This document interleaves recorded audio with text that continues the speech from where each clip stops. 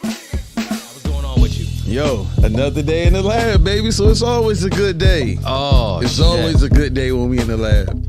You want policing to be better in your communities? The best policing that you can that can happen in any community are people that's actually from the community and that.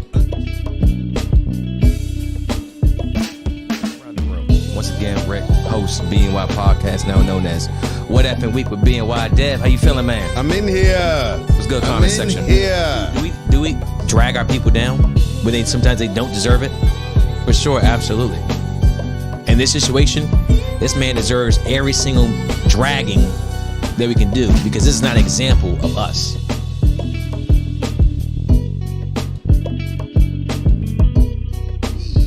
But you got the angles. You got the knowledge of the game, bro. This is where you're getting at, the IQ.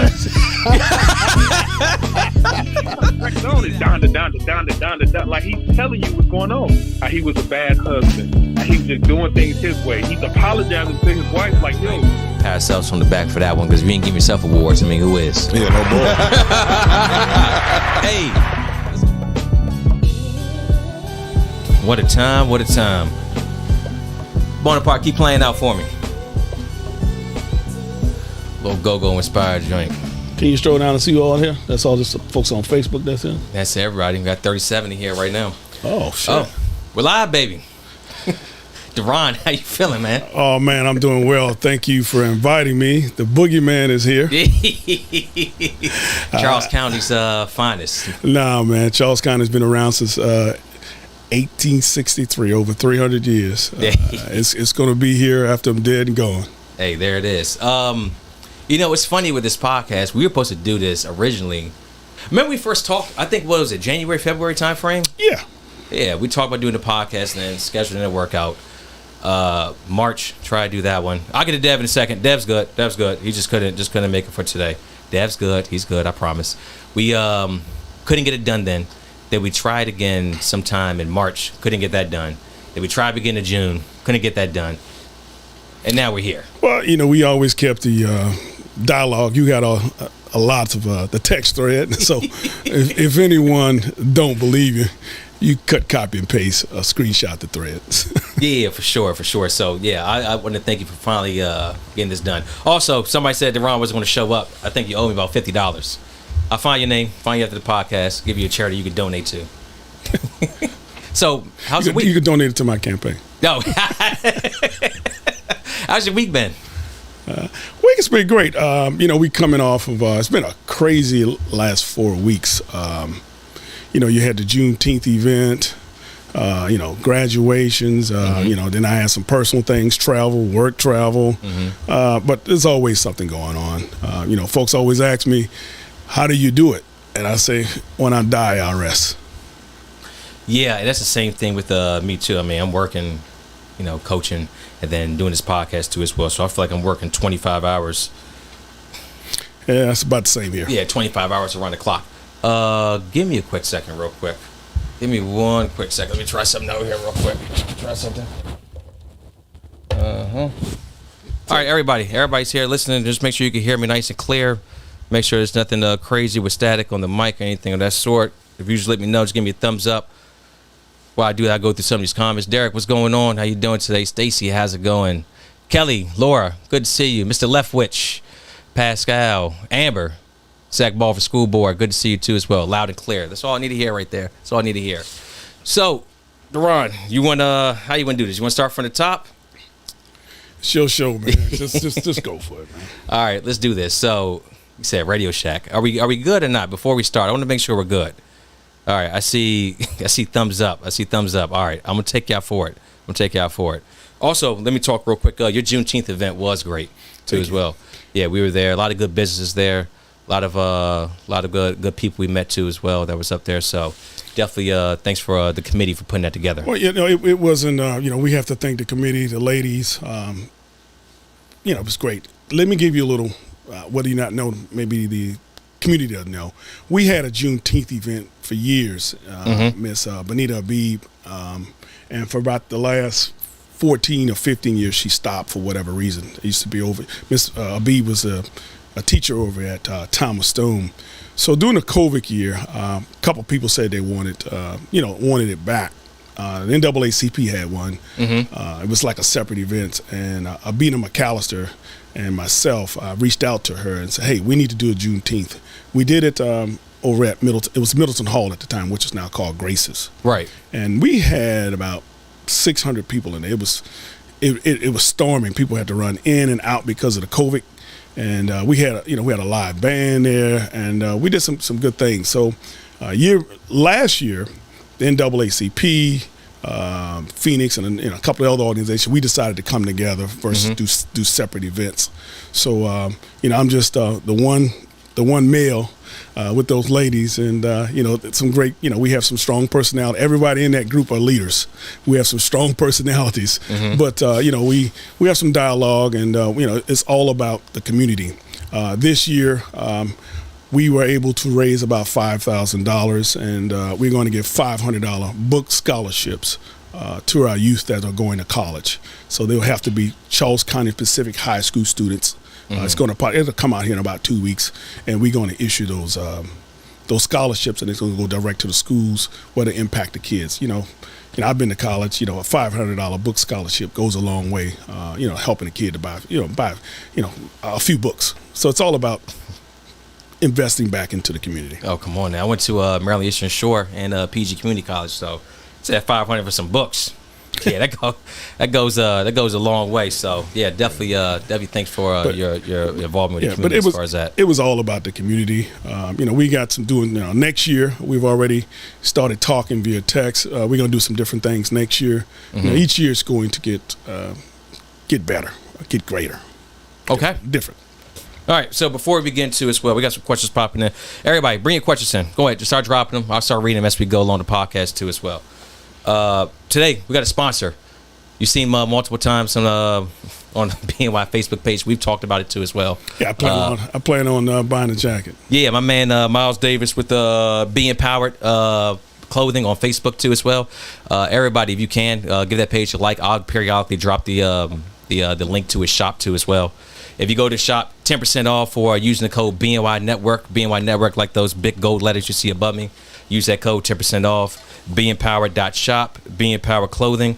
You can find them on Facebook. My man Miles, 14 years old, own clothing line too as well. The Plate of Resonance. So that's shop important. Small, shop local. That is great. I wish I would have became that entrepreneur at that age. That is a wonderful thing.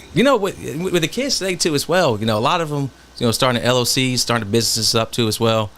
Talking back and forth. There's a couple of them I know, even with Mr. Leftwich with his daughter too as well. So that's always in the comment section. It's amazing. What's important when these kids open up LLCs, even when I incorporated Charles County Matters, because I know someone's going to ask about that, I consulted with a friend of mine who's an attorney to make sure that, doing the paperwork online, that's one thing, but making sure that your paperwork has to be in order. And a lot of times, businesses fail, LLCs, because we fail not to have our paperwork in order. So it's important. Right. It's important to have the paperwork in order and file your taxes on time, and that's important. So, and hopefully, that young man and other folks that in the community, that's beginning to do that, take care of the business side of it. Yeah, absolutely. And we're definitely excited to have a partnership with my man Miles. So like I said, Be Empowered Clothing at Facebook, BeEmpoweredClothing.shop, or I'm sorry, BeEmpoweredClothing.shop, and I periodically drop the link in the comment section. Let's do this. All right, so ladies and gentlemen, if you didn't know, my name is Rick Will. I'm your set man, host, moderator, Charles County Independent Podcast Media. We've been doing this side of the podcast house since about December when we first kicked off with Carlos Childs running for District 3. Everything we do is independent for Charles County focus, and then we go from there. So let's now I got that outro out the way, intro. Let's get it started. So before we do anything, Mr. Tross, I want to ask you a question. What is your perception? What do you think your perception of yourself is in Charles County? You know what? As I stated offline, my father was an activist with the Panthers when he graduated from Southern University. Anything when you step out there, there's going to be, darts or whatever. I've always blocked out the noise and just if I make my mind up to it, I do it. Perception is reality. You can't, people who don't know me, that's their perception. But the people that do know me, the many kids that I've assisted families, they know me. No one talks about the 13 IEP meetings that I attended to advocate for kids. No one talks about that. And what's that? The acronym again? IEP meetings. Okay, yeah. What's the acronym for? What's that? Individual Education Program. There we go. Okay. No one talks about that because here in Charles County, there has been an issue with the school system not following the program. I got involved because my own child, I had to get an attorney to advocate for my child. That's how I got involved in Charles County. No one talks about the money. I gave $1,200 out of my pocket with other individuals in the community so kids can graduate, pay senior dues during the COVID year. No one talks about that. No one talks about the scholarships that Charles County Matters LLC gave. They won't talk about that. They don't talk about the small business events that we had over 500 independent businesses in the community. They don't talk about when in 2015 the 50 plus kids who were sexually assaulted, when I was the only one who gathered. Well, I wasn't the only one, but gathered maybe about 60 other people in the parking lot over at Benjamin Stoddard to advocate and fight for those kids. So the other stuff, I blocked that out. You have to. I think we talked offline. I'm a college football official. I've officiated games, 100,000 people. Those people are the biggest trolls right there in that stadium at the moment. So whatever happened goes on here in the community, I block that out. So one of the things that, and this is from the community, I'm looking at a lot of these comments too as well, as far as let's Charles County Matters. Now obviously you're running for school board, but the voters see your name. You see Deron Tross running for office in Charles County. So with Charles County Matters, people said let you speak yourself. You blocked a lot of people for having different opinions than yourself. Not so much as even name calling or all that. Like just, hey, I disagree with you, and then block. Let's address that. Okay. Charles County Matters is an LLC. Just like you have an LLC, you have a right to do business who you want to do it, or perform, or who you want to interview with. I have 5 other admins. Each one of them have their own independent thoughts on what they think and what they want to do. Do we discuss some things behind the scenes? Yes. And it goes down to a vote. So for the folks that want to think it's always me, that's fine.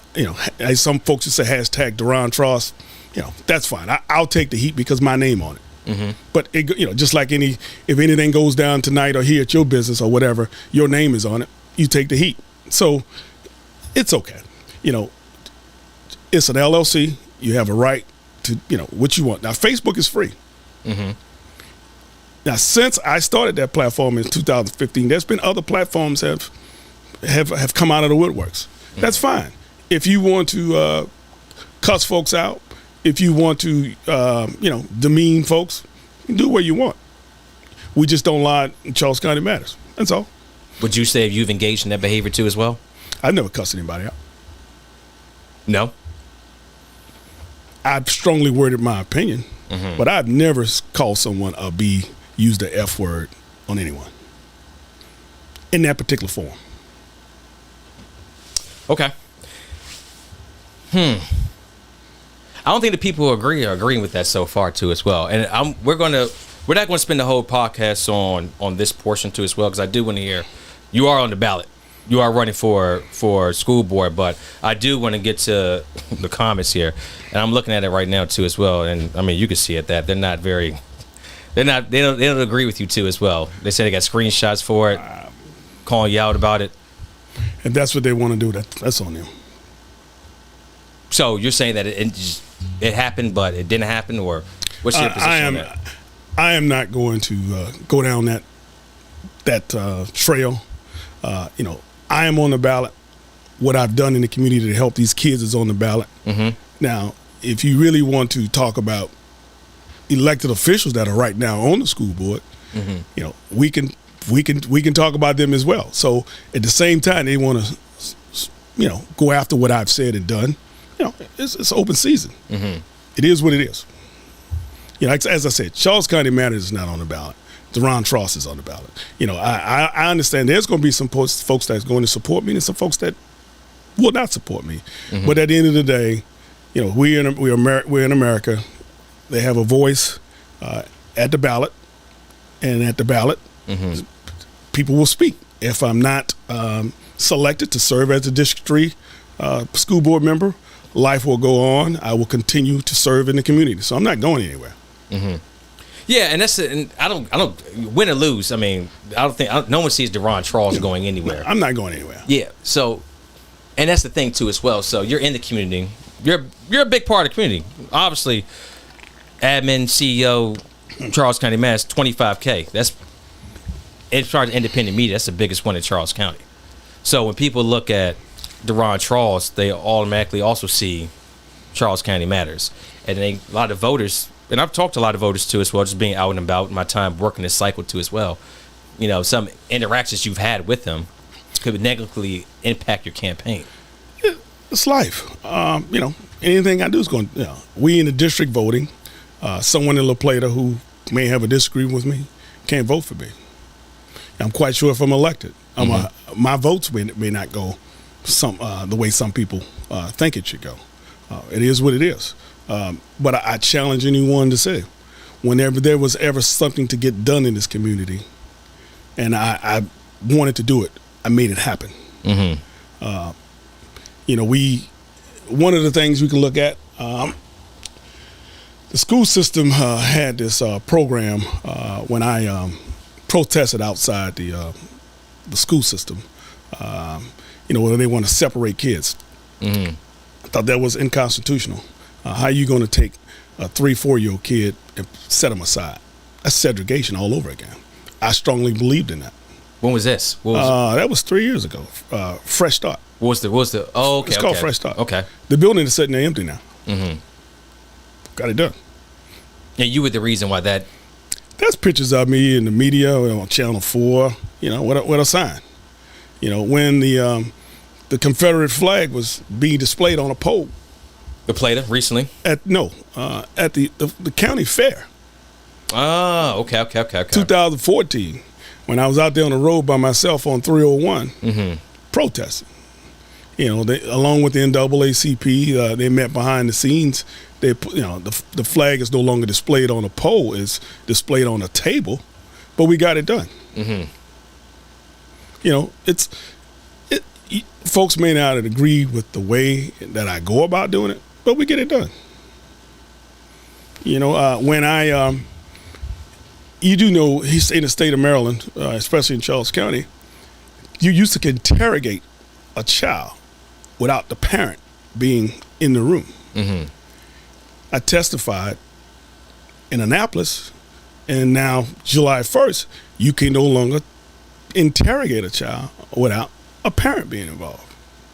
You know, here in Charles County, here you had, you know, the RSOs do a great job, but I don't think a child should be interrogated. You know, if your child does something at school, you know, your oldest is what? 9. He just turned 9. A 9-year-old being interrogated by a police officer, and you're not there. How'd you feel about that? Oh, of course, as a parent. I mean, no parent's going to like that. But I got it, you know, not me, but by testifying, we got it done. So you've done, there's good you've done in the community. There's no one doubting that too as well. And you said that, man, everybody, man, I agree with your methods. Now, as far as your methods, you've been accused of being a bully, some prejudice, bias, bigotry. Would you respond to all that? If they know me, they know I'm not a bigot. I'm not prejudiced. All of that stuff, you know, they can say the same thing about you. It is what it is. I can't change folks' opinion on me, who I am and what I am. It's amazing because if you say you black and proud, that means you're a bigot, a racist, confused or whatever. You know, I'll take you back down to a story. It is part of my website, my campaign. I am dyslexic. I have a learning disability. As a child, I was always teased. I wasn't always the smartest person in the room. I was always the darkest person in a classroom. I was teased. That's people make fun of me now. I had to separate all that in order to empower myself to do some things. You got kids nowadays, we talk about bullying in the schools. It starts at home. It starts at home. And then when it starts at home and in the community, it spills out into the classroom. People always ask, well, what can we as a community do with the bullying at school? Well, let's be honest. I was born in 1965. Bullying been going on since then. It's since this new evolves of the social media, everybody sees it. Everybody knows it. So it'll never truly stop until we deal with the social impacts of it at home.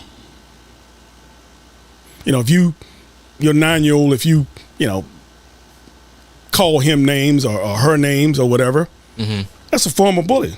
And guess what? That child think that's the proper behavior, so they go out on a bus stop or wherever and then bring it into the building. You as let's say you get elected as a school board member,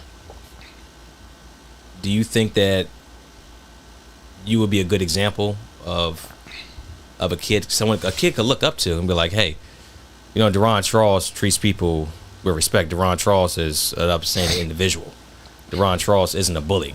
Do you think that could be a kid could look up to you and see those things from you? I think a kid can. This is what happens. Your 9-year-old is not on Facebook.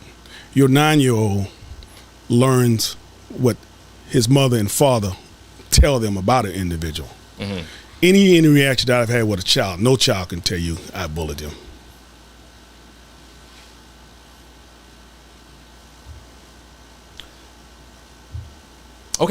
Okay. So as far as children, you're saying that you're pleasant. And obviously, I can only speak on my kids. You've been around them. You've been fine. I haven't seen anything, or you wouldn't be here, obviously. But as far as the adults voting, do you think they'll see you in the same light too as well? At the end of the day, they have to make a decision who they voting for. If it's a protest vote against Deron, so it may be. But I do believe in this race, I'm the best person for the job to get things done. Now, you have to understand, the board is now expanding. You have to work collectively with other folks to get things done. Now, I've heard a lot of, we're not calling any names, a lot of wild things. Folks saying what they're going to do when they get in office. Well, unless the Maryland Department of Education laws and rules have changed, I don't understand how you get some of those things done. The job of the Board of Education is to deal with policies. That's it. It's the superintendent who they hired is hired to run the school system. A lot of folks say the commissioner should do this here. All the commissioners do is fund the budget. And then when the money comes in, the board puts together staff puts together a budget with the help of the superintendent. The board, voted up or down or make any changes, whatever changes they make, and then it goes before the commissioners. Now, people will always say, and you'll hear a lot, fully fund the schools. Schools, the budget has always been funded, 100%. What they do, their responsibility to ask questions about, where you spending some of the money at. Now, our budget, school board budget, it's over almost $500 million. Almost. So of course, if you as a commissioner, you're going to ask questions. What about this? What about that? You said the school board budgets? Yeah, little over 51% of every dollar goes to our schools in Charles County. Oh, as far as that, okay, I see what you mean. Yeah. Got you. Okay. Yeah, it's a lot of money. It's a lot of money. And then you're going to be also asked to work in a team too as well. As a team, I'm quite sure I'm going to have to cross the aisle, work with some folks to get something. You can't just say no to everything. If you just say no to everything, nothing's going to get done.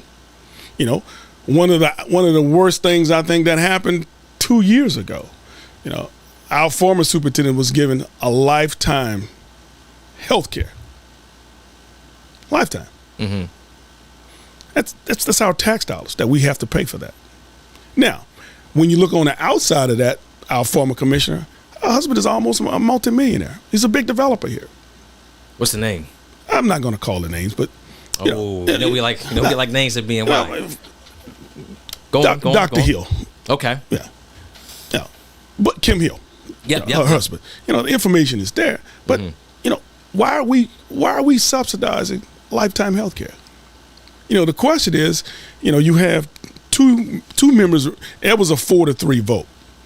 2 members right now that are running for the board. One is at large. One is in District 1, I think. Yeah, District 1. Lucas and Hancock? Yeah. Lucas voted no for it. Hancock voted yes for it. Mm-hmm. But you vote, to give lifetime health care, no one's looking at that. He gets a free pass on that. Because I question it, everybody's up in arms about it. And those are the type of things that was going on. Matter of fact, there's plenty, like the Fresh Start. You spend $800K for a program, and now you ain't even using it. It's our tax dollars. That money could have went for extra mental health care, books, different things within the school system. But just spending that money. And those are my thoughts about it. Let's get some school board stuff too as well. There's a question here. I think it was I see a lot of your questions too as well. I'm gonna dive right into them right now. Antonia, she had a question. So, cases of bullying in Charles County. What are your thoughts on that? As I stated earlier, bullying starts at home. It's where it starts at. We as a community, we as parents, we have to stop it right then and there. It's funny. It's not funny, but I live 6 doors down from the bus stop. The kids in my community, they can tell you I'm always at the bus stop. Mm-hmm. I walk in the morning or run in the morning.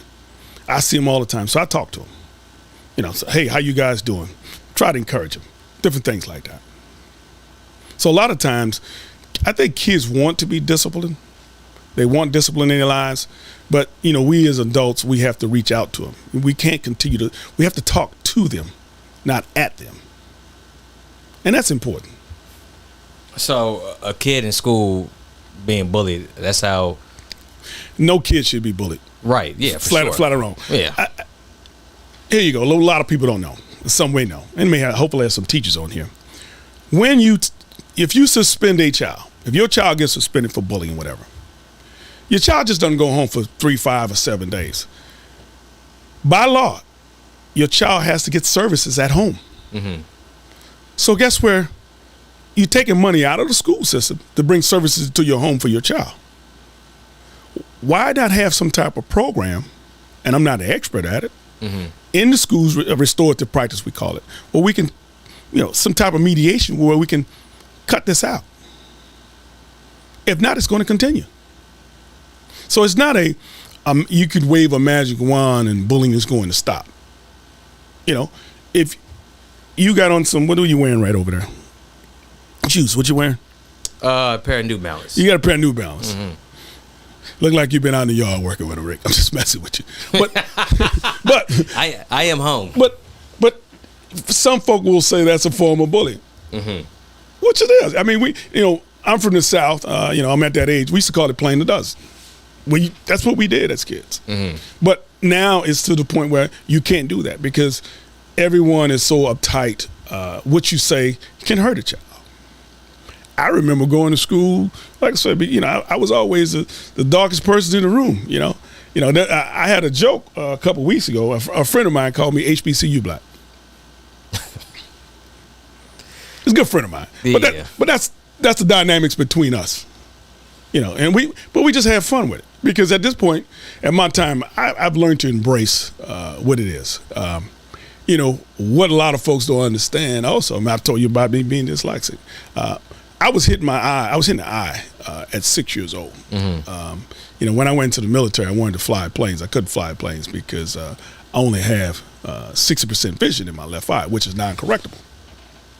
Is to get bullied by that. Folks will talk about it, call me blind. It is what it is, which I am. 40% of it. It is. I can't see out of it. Mm-hmm.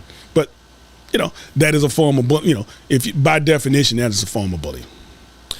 Yeah, and not everyone can handle as far as that goes. Correct. And I'm kind of going not in really a circle here, but I'm trying to go back to an earlier point too as well. And I want to actually get I'm looking at the comments too as well. Like the people want to hear like a tangible plan that you would have, or ideas that you would have actually as far as when it comes to Charles County schools, violence. I mean, obviously you report a lot of this stuff too as well on your page, as far as everything that popped off in the winter. We had teachers getting beat up, kids getting stomped on curves and whatnot. So I'm gonna get back to that. But as far as everything, like your presence is with everything online, and you said earlier that you don't really engage in bullying, but there's screenshots that have said otherwise too as well.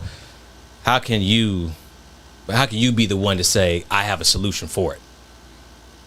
There's always a solution for everything. You folks can paint me for whomever they want. The folks who really know me, know my heart, what I've done in this community, they know me.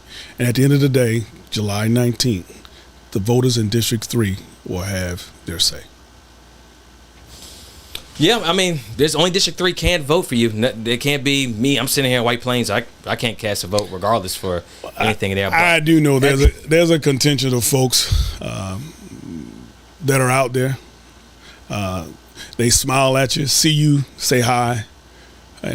Just like they got the screenshots, I get the screenshots too. But I don't, folks will send them to me. I kind of laugh and keep on going. Even though some of those conversations you started.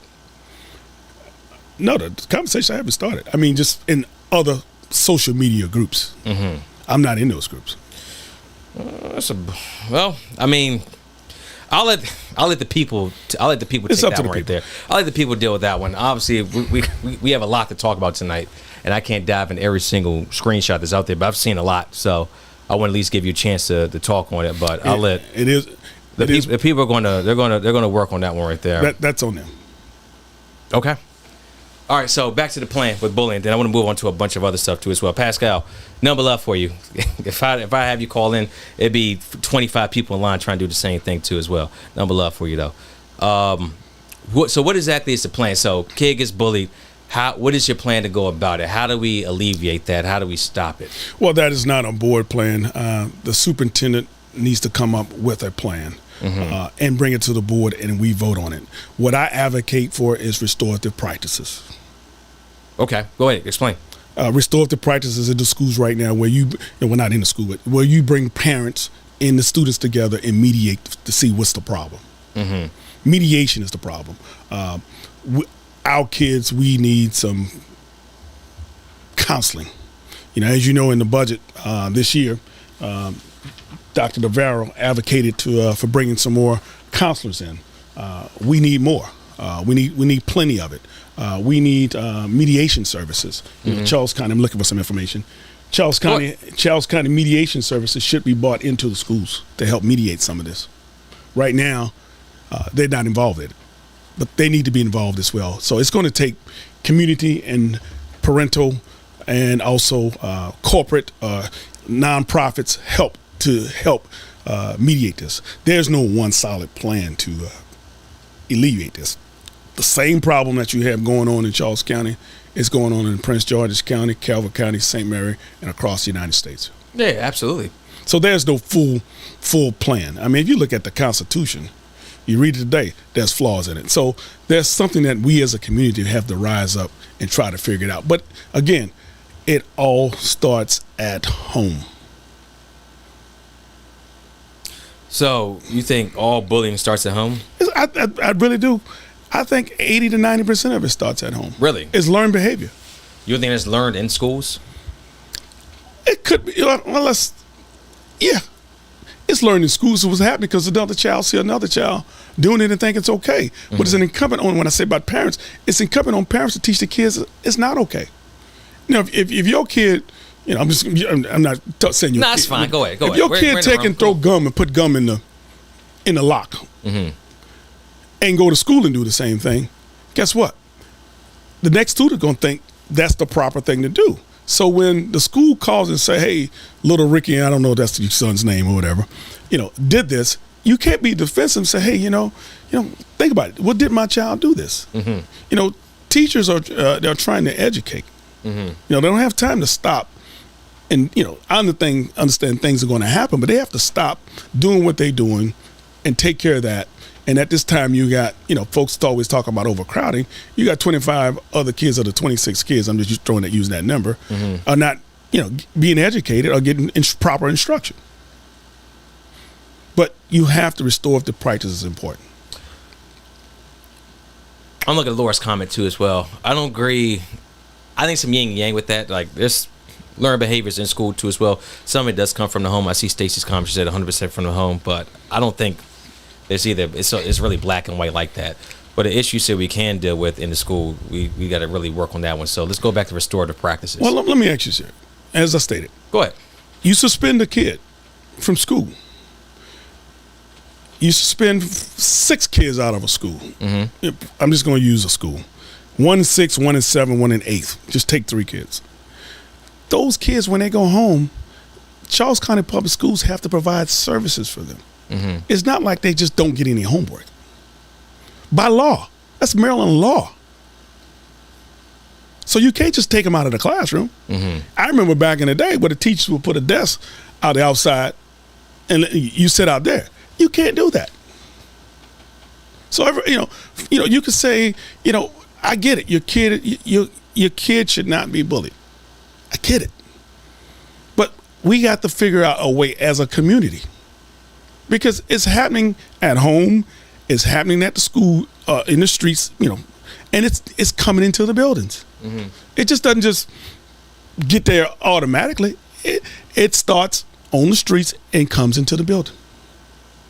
And then teachers and administrators have to deal with it. Read a comment here. I'm trying to come back to the comments. We're starting to flow back into the podcast. CCPS held a training for teachers to learn restorative practices. It wasn't mandatory. 28 teachers showed up. Let me get some information on that too as well. Not saying you're wrong. I just want to. If you got an article or something, past that is the truth. That is the truth. That's true. Drop an article for the comment section too as well. Also, parents have not yet been invited to the table, so we can help be part of the solution. So you're saying bring parents. I mean, I said it's a dot of your last podcast too as well. I would love to come to school, call me up, say, hey, look, I'll do once a week meetings with my teacher too as well. Well, bullying, not bullying anything. I would like to be involved. Parent-teacher conference is important. That's not the only way you do it. Part of my platform, I said that if elected, that I would have bi-monthly public meetings with the community. And when I'm talking about it, not just District 3, because the votes that I'm going to cast on different things, if elected, will affect the whole community. So if although if I'm representing District 3, if someone from La Plata or Mechanicsville wants to come to the meeting, they're invited. They're voters. Okay. I'm gonna come back to it a little bit later. Let's talk about teachers. Teacher shortage, Charles County. What can we do about that? Well, there's a shortage nationwide. This is true. And I think I remember you saying your wife is an educator. She is. I've done my part. My daughter was part of the TAM program here in Charles County that came out. There was a period of time where Charles County lost contact with that graduating TAM class. How do you do that? That's the system. You lost contact with them. Subsequently, part of her graduating class, there's 7 new teachers that are coming to Charles County this coming year. So you have to reach out to those kids. I do know Marvin Jones went around to several of the Maryland schools. We go out to Pennsylvania and Ohio and get schools, but we have to recruit and train and keep our own. I'm going to use, you have American University here, Howard University. We have some tremendous universities that within a 200-mile radius. We should be recruiting every year, every month, reaching out to the faculty and staff of these universities and find out who's the brightest, who's the best, and bring them to Charles County and promote them and promote Charles County that way. And that's something that we're not doing. Now, once we get him here, We're not doing that now? Well, Dr. Navarro has a concerted effort to do that. Then actually, 1 July here, Friday, should be on the job for 1 year. But under the former superintendent, I'm talking about my kids' class. You lose a TAM. You don't know where they're at. No contact. How could you not contact them? When they receive, mine did receive money from the scholarship from the retired teachers program, Charles County educators. How do you not reach back at all? Reach back. Just write them a letter. And Angela, that's what he's talking about right there too as well, reaching back to how do you not do that? On Charles County. Now again, right now you have seven students, high school students. Thank you, by the way, for coming back. That are Charles County graduates that are coming back into this county to teach. What's the incentive for them? Besides coming home? They got some nice incentives. Charles County pay rate is not the best. That's what it is. But also affordable housing here. You can't, I think it's 53 or 56 K a year. Finding a suitable place to live here in the county is hard. I know teachers that live over in King George, Virginia, across the bridge, that commute here. Yeah, yep. So it happens. The other thing, I'm gonna go. Wait 1 second. No, you're good. They talk about. I've heard. I got your SRO question. It's coming. We're in the flow of it. Don't worry. Candidates talk about raise teacher salaries. Well, that's in the blueprint. Now, let's talk about the blueprint. I really don't think folks have read the. Parents, folks here, read the blueprint, please. There's a mechanism in there. It's not funded after 3 years. Less of the burden from the state falls to the local elected folks. Now, here in Charles County, and I'm not talking about the commissioners, our tax base sucks. We already have a little over 51% of every dollar that's going towards education. And I hear this thing, well, my taxes are getting high. Well, the only way you are going to be able to pay the teachers a competitive salary, how do you fund it? That's important. Now, you talking to, my parents were both educators. Dad, 32 years. Mom, 37 years. Dad got out early. I don't think they made 50. Well, both were administrators before they retired, but with the 5 kids, money was scarce. But we made it off of teacher salaries. But teachers should be paid more than $60K a year, in my opinion. The blueprint calls for 60. Now it's a gradual scale. It's not just going to jump from 53 to 60 tomorrow. It's a graduated scale. But when folks say we raise teacher salaries, and again, don't get it wrong, I think they should make 6-figure for what they do. How do you do that? Now, you had 2.5 years ago. I was able to find, and a lot of folks didn't know this here. I work with some economists. I work in cyber. I had some friends of mine, colleagues, they tore the budget down. There was $18 million surplus in the budget. $18 million surplus. With our form of government, the school board doesn't have to give the money back. It's just sitting there. You got teachers, I understand you can't give all of them raises, but you got teachers that were coming out, every night they come out of their pocket for basic needs of paper, pens for the students.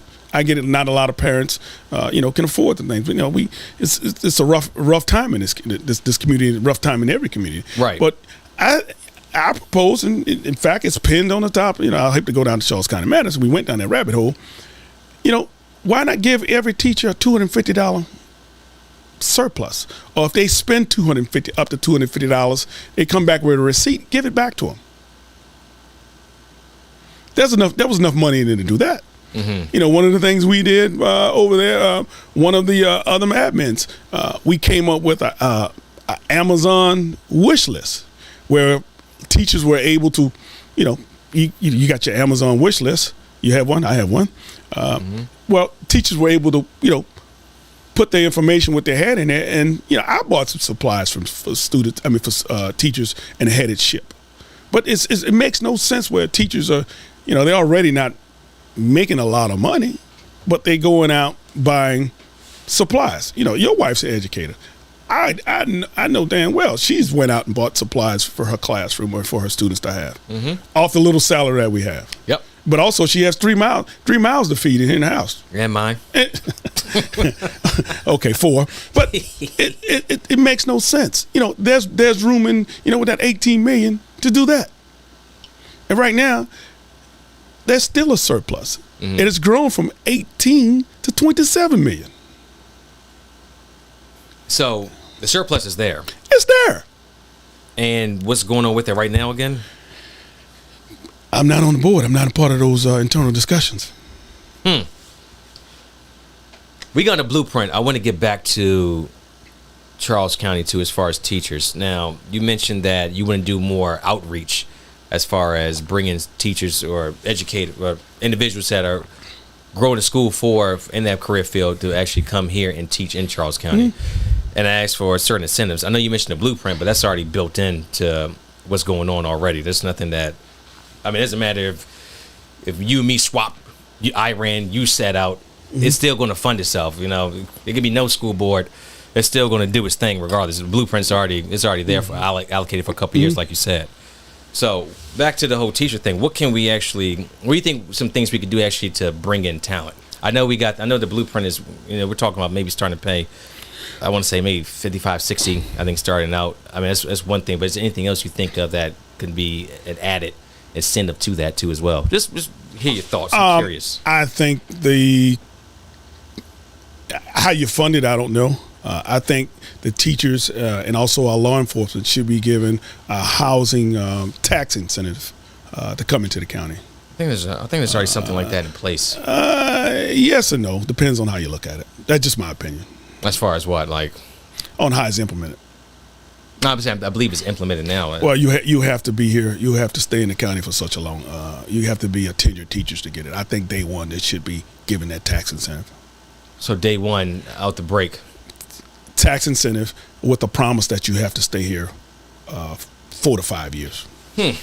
Comment section. I got about 90 plus of you in here. First of all, how's everybody doing today? It's good to see y'all. Secondly, if you could share the podcast too as well, definitely appreciate it. And third, numbers wise, fact check us. Like if we're not saying anything right or wrong too as well. I know there's a lot of things y'all been saying in there as well on both sides of it. But as far as numbers go, please, like if you got something for us, shout it out and then we'll keep going from there. All right. SROs. What's your thoughts on it? I am not for taking SROs out of the schools. Period. The end. The MOU that was created and signed in 2019, I have it here. It's a basic 2-page MOU. I think it needs some work at it. I am not in the law enforcement. I think we should look at what has been done in other jurisdictions. Look at the MOUs and think about implementing them here. Now, we talk about the SROs. That is not in the school board's budget. The SROs is an in-kind donation from the sheriff's office. Sheriff Barry can wake up tomorrow morning and say, I'm taking my SROs out of the schools. And he can do that. He's not going to do that, but technically he can do that. So the money for the SROs comes out of, if you go to the sheriff's office budget, it's in their budget. And I would agree with that too as well. I'm all for the SROs in school. Now, just like any other profession, no problem at all. Just like any other profession, there's some great SROs out there. I've had a close encounter with the SRO and at North Point. I've seen her at work. She does a damn good job with students in that building. Would you like to see more SROs in schools? If you do that, you're going to take more officers off the street. How do we keep up with the safety of the community if you put more SROs in schools? It's a complex question. That's a complex question. Obviously, we saw it popped off in Texas not too long ago. That's a question for Sheriff Berry. I do know, he's having a hard time staffing, folks on the streets. If you think about it, at one time being a police officer, everyone, kids and I want to be a police officer coming up. With the whole thing that's going on in this country, not everyone wants to be a police officer nowadays. So it's kind of hard to attract, just like teachers, professionals that want to do that job. I definitely agree with that one. Teachers Union. What's your thoughts on Teachers Union, Charles County? My parents were both unions leaders. Well, not leaders, members of the union. I think unions is a great thing in this community and needed. Have you talked to a lot of teachers about the Teachers Union? Maybe one or two, but that's a private conversations. Think so? I'm not gonna someone's private conversation with me. That would be rough to, if I say talking to Rick, he's a Rick teacher. What Rick told me. That we've had some private discussions. Oh, I'm not going to say dox their names or anything like that, but I've had some conversations with a few. I've talked to a good number of teachers. And you got one in the house. Yeah, shit. I'll leave out the podcast. Any podcast. I get it. Yeah, I know. But I have, and not a really big fan of the union itself. I feel like it doesn't really do much for the teachers at all. And I would encourage everybody that's running for school board to at least find out the reason why. That's their union. A lot of research. That's their union. As well. They have a right to vote on the leadership or who leads them. Mm-hmm. I don't have a vote in that, so I really don't. The inner workings of it. I do know the way that they chose how they endorse who they endorse. It's not all the teachers have a say so. It's the process that they go about doing it. I'm almost confident enough to say this. I got 106 people here. Wow, that's pretty bad. Yeah, I got 106 people here that, based on a lot of conversations that I have, if I see anybody with a teachers union endorsement, it kind of raises a red flag at this point. I need to ask more questions, because if you got the endorsement, I mean, how many teachers are you actually talking to on a day-to-day? Well, Rick, the internal discussions on how they went about doing that, that's on them. I'm not a part of their union. Well, I know you didn't get an endorsement. I didn't get the endorsement. It is what it is. Mm-hmm. I really don't think that you need the union endorsement to be a member of the board. I agree with you. This is what you get. I think it helps out more not to have the endorsement. This is what you get. What's going on, Laura? This is what you get from the union. They put your name on a little fancy, whether it be red this year or whatever, saying teacher endorsed, and they have folks at the polls handing out any information. Mm-hmm. What also happens, they pay for all their printing for them. I don't know whether they're giving them a stipend this year. I do know, I haven't had a chance to look at I will look at the campaign reports. You can find out, if who they gave money to. But I know with the commissioners that they endorse, they got a check. So I would assume that the folks that they endorse did get a check, a donation. Again, I don't know if those who were endorsed received any money, but I will find out by tomorrow. I'll be on the lookout for that. Public information. Let's talk about your platform. So, look, you're running for District 3. Obviously, there's a lot of popularity you do have, infamous to a lot of others. Let's say that I'm a voter that right now I'm not really feeling your campaign or a lot of things I've seen online from Deron Tross, but I'm gonna give you the shot right here. Sell me on your platform. I'm on 100% about the students. I'm going to fight for your kids for what's right. I'm about transparency. There's going to be transparency on the board.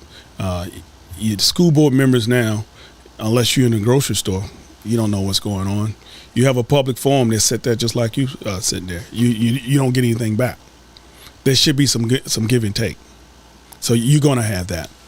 I think there should be equity in our public schools. There's no equity right now, in my opinion. What does that mean? From an equity standpoint, equity in education. You have, say, North Point.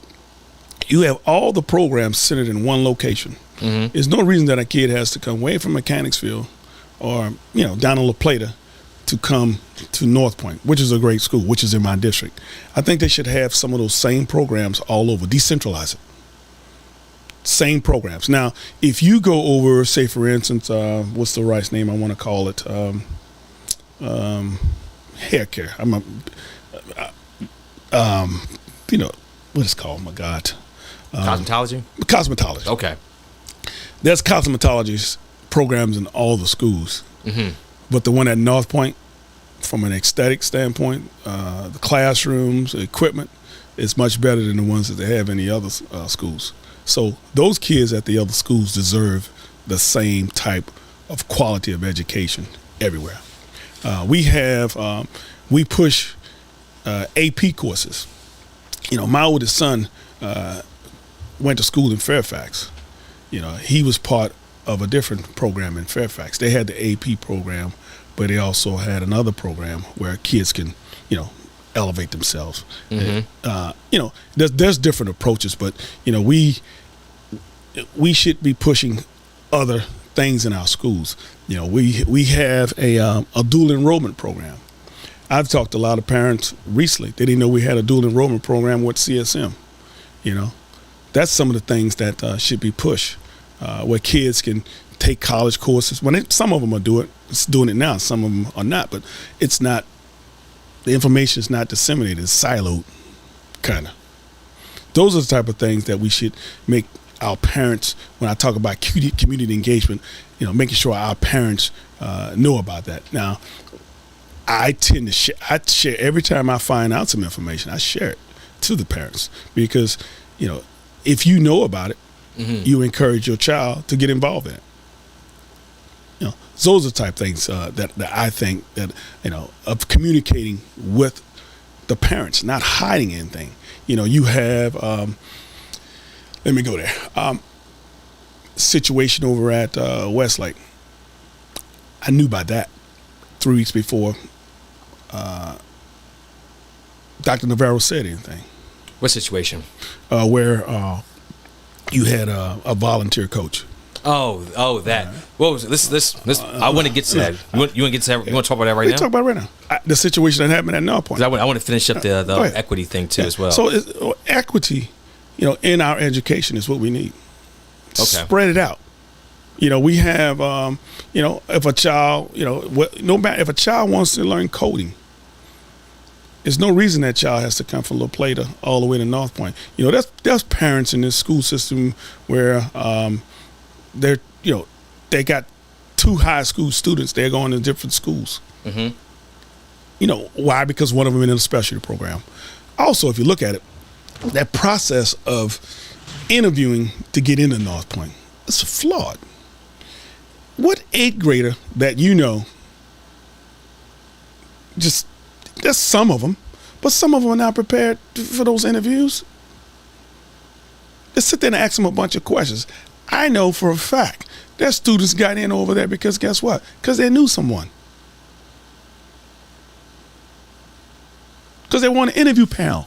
That's not fair.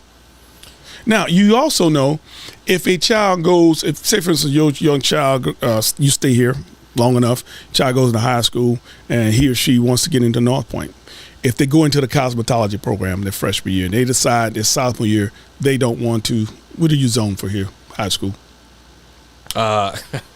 It's LB McDonough. Okay. Yeah. If your child decides they want to go into cosmetology or whatever, and they say, I don't want to go into that program, your child has to go back to their home school.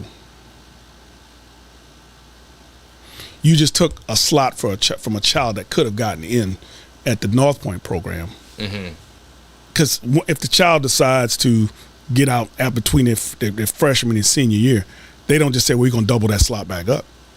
It's a slot that's going. So those type of inequities in the school system that we're talking about. So you want to expand North Point's programs to all 7 high schools. Those programs shouldn't be in there. How do we do that? Well, if you got 2 coding teachers over at North Point, you simply take one, put them at a La Plata. You just move them? You just move. I mean, what if they don't want to? That's as a, I don't know. I don't think, to my knowledge, that a teacher said, well, if you either go to North Point or you don't go anywhere else. The principals interview the teachers. They decide on who comes in and out of the building. Mm-hmm.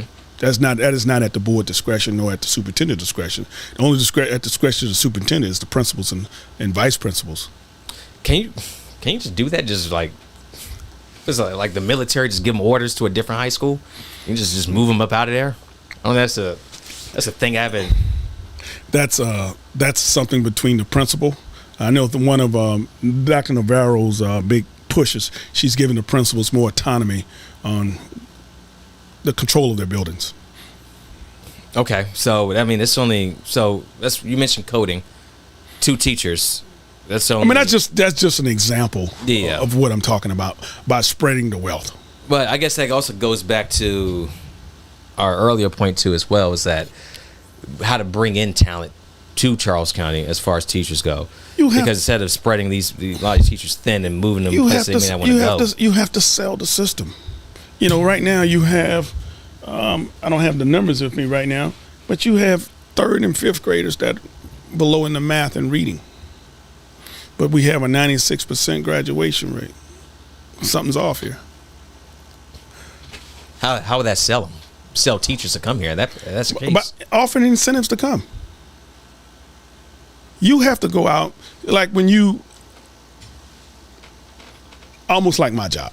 I have a LinkedIn account. If I go to my LinkedIn account right now, I probably got about 7 to 8 recruiters in there. In fact, I told one no today. They came in, put the company perspectives in there, what the job entailed and the details. And, at the end of the day, with the young lady I spoke with today, the salary was right, but I didn't feel it was the right fit for me. So you have to go in and incentivize these teachers to come here. You have to go meet them where they are. I mean, it's not rocket science on how you do it. We can to get into all this dynamics on how to do it. That'll take us all night. But there's a way to get to it. But so I mean, you're running for District 3 school board. I think the people want to hear the dynamics of that. They want to see how it works. That's tangible. That is an HR thing. That's not my. As a board job, that is for HR to do it. Actually, it's a good point in the podcast. Let's define this. So, school board member, what exactly do you see your job as? Policy, your role? Policy decision. I work. If elected, you work with the superintendent. Mm-hmm. I would say more or less challenge the superintendent on different programs or different things, initiatives. You're not going to come in and just change the whole curriculum. Right. The curriculum is the curriculum.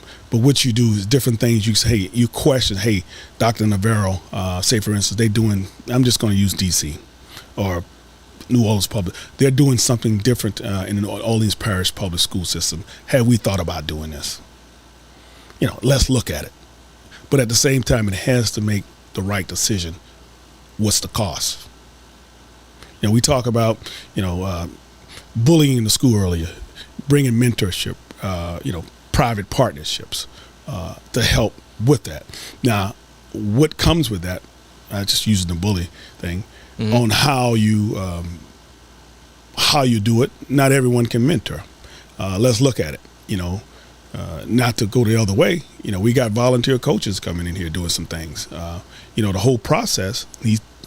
whole process on how they evaluate, on how they do things, need to be looked at.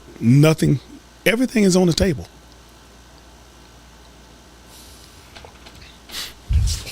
I'm looking at some of these comments too as well. So what I'm seeing here too as well is that as far as a lot of your things you're saying, a lot of people aren't hearing a lot of like new ideas. Everything sounds, I mean, I'm not gonna say it's rehearsed or anything of that sort, but what can Deron Tross bring to the school board that's not there right now? What are we actually getting with you? An open mind to look at new inventive ideas and think about doing things. We can't continue to do the same, kick the can down the road. And that's what we've been doing down the road. For this job, there's no requirements. If you're a registered voter, you can run for office. Mm-hmm. There should be some requirements. In my opinion, there should be term limits. You put term limits on yourself. Without a shadow of a doubt, if elected, 2 terms. That's it. I think every year. To say. People hold you to it. I'm not in for this game. I think there should be fresh blood, and not to pick on Mr. Lucas. Mr. Lucas has been. I think this is his 4th time. He's been there for a while. Yeah. You had Miss Abel. I think she came to the board in 2008 or 2010. She's decided not to run this time, but you need fresh ideas. Jenny McGraw. Well, that's what we're looking for you two as well as fresh ideas. Fresh ideas. I don't have all the ideas. I don't have all the questions, but you have to work collectively with the other board members. You have 2 members from each district. As 8, you're going to have 9 members on the board. The board is expanding. You have to work collectively with the other folks. I hear a lot of folks saying, why not we look into these different grants? Well, a lot of those grants are, whatever programs, a lot of that stuff is specific to a particular geographical area. Just like any other government grant, some of them are for small business and minority. You have to piece it together and see if is it the right fit for Charles County.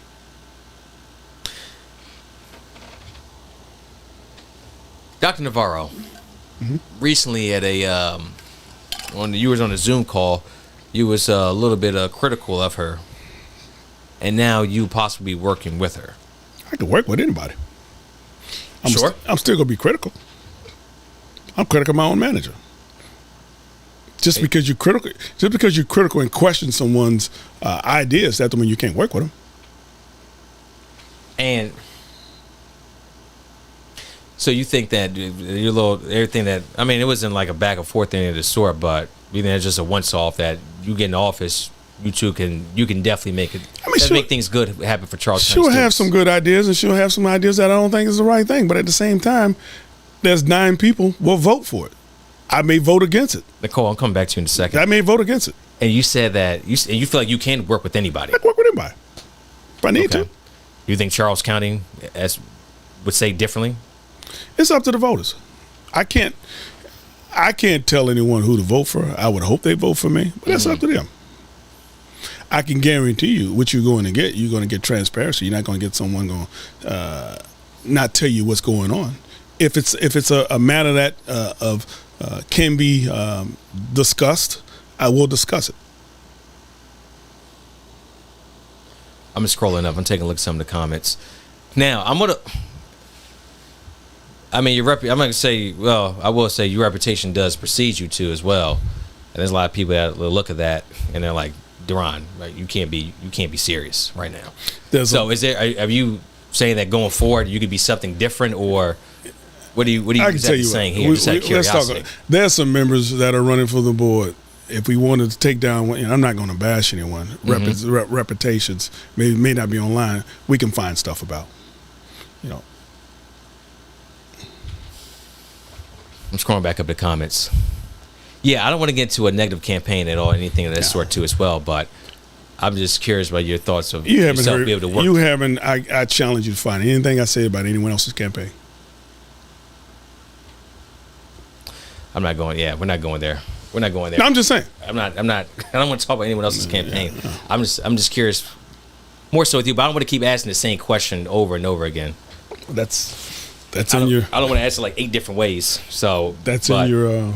I'll leave it. I'll leave that one to the voters too as well. Okay. I'll leave it on the voters. Let them, like you said, let them decide. Let them decide. There's been questions that popped up here several times. Amber. That's not my style. Critical race theory. Do you have any thoughts on that? Critical race theory is not taught in the public schools. That is a college course, law school. Okay. So I know that was brought up quite a few times here too as well. So. Would you, if that were to come to public schools, how would you? Critical race theory is not coming to the public schools. Let's not deal with what if and was or maybe. Mm-hmm. Critical race theory is a law school. A second-year law student take that course. It is not taught in public schools.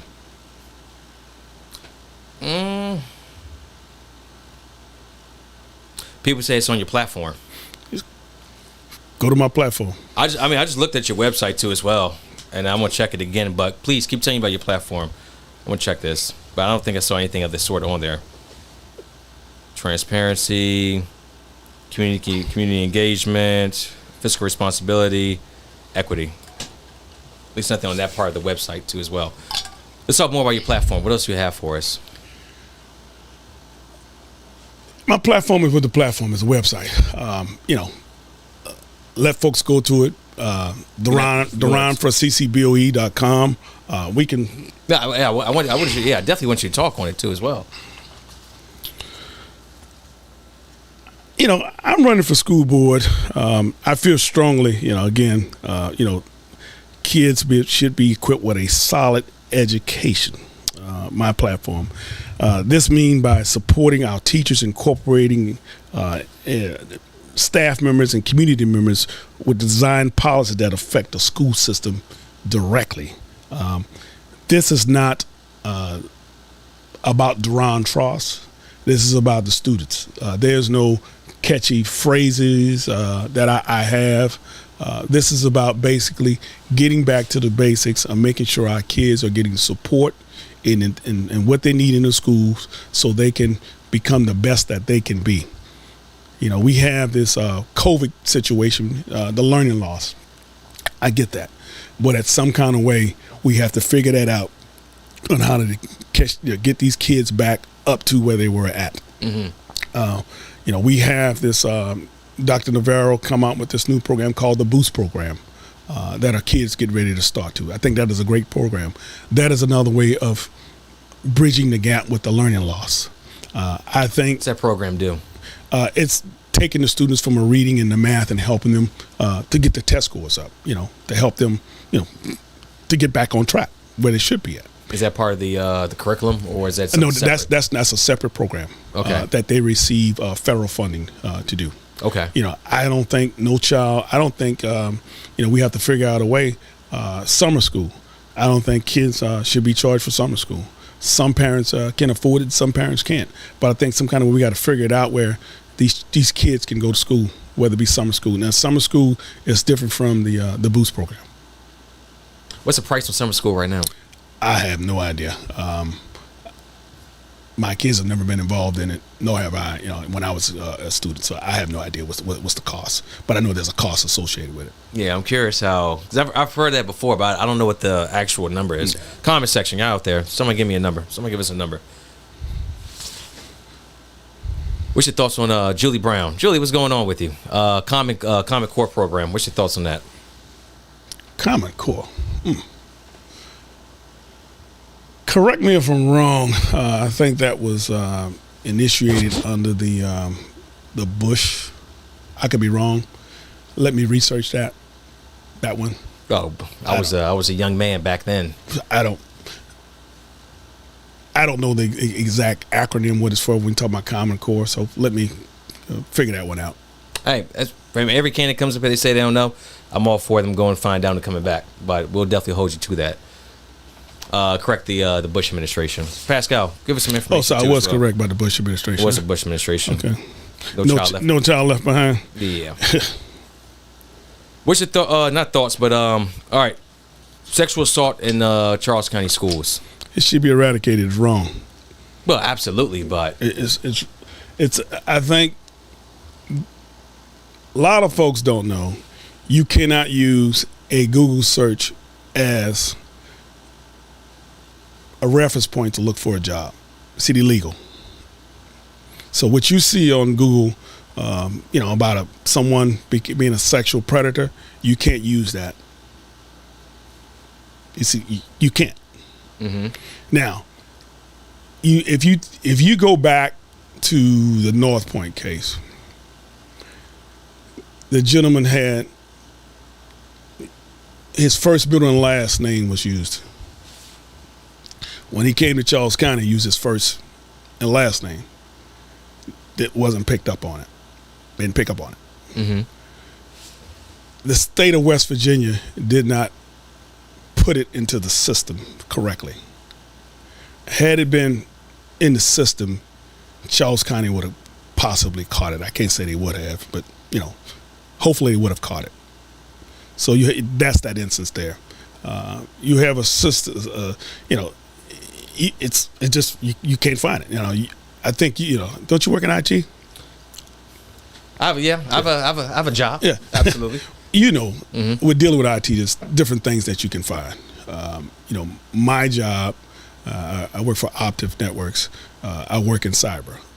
There's a lot of things that I see that the common individual will not see because I have access to the information. Mm-hmm. So, but I think there should be a better way of when you bring people in on how you do it. That volunteer coaches program that we have, I think the coaches do need some help, but I do think that we need to go about it a different way, because the last 3 have been one was a volunteer coach, the other one was a coach, and the other one was a coach too. So their background's a little bit different. The background checks that they went through. When you become a volunteer, if you sign up to be a volunteer, you go online and you fill out a form, mm-hmm. and that's how they do that. Whatever the process, I don't know. Now, we had a conversation offline. I'm a sports official in Prince George County. Every official, whether it be football, basketball, baseball, whatever sport there is, goes through the same background check that an employer goes through. Now, say, for instance, if you wanted to become a sports official and you was going to work games in Charles County, you as an individual, you have to pay out of your pocket. Right now it's $85. It was $65 last year. I think it's going up. But you have to pay for that background check out of your pocket. So I believe every volunteer, every individual that walks into a Charles County building should go through the same background check that mm-hmm. prospective teachers go through. Now, I'm gonna get a little more specific when I was talking about. So last week, or podcast 2 ago, I had Sarah Proctor on here, and we mentioned, I think we're talking about the same issue too as well, with a coach that assaulted multiple students, and you're talking about the background checks. What can you do in your wheelhouse as a school board member to enforce a better system of such? Is there anything you can do? Yes, it has to be majority vote, whether it be 5-4. There's different forms of background checks that are out here. One that I would love to see Charles County use is called the Parsons background check. I can see the information on the specifics of it, but it's a different background check that I think system that we need to use.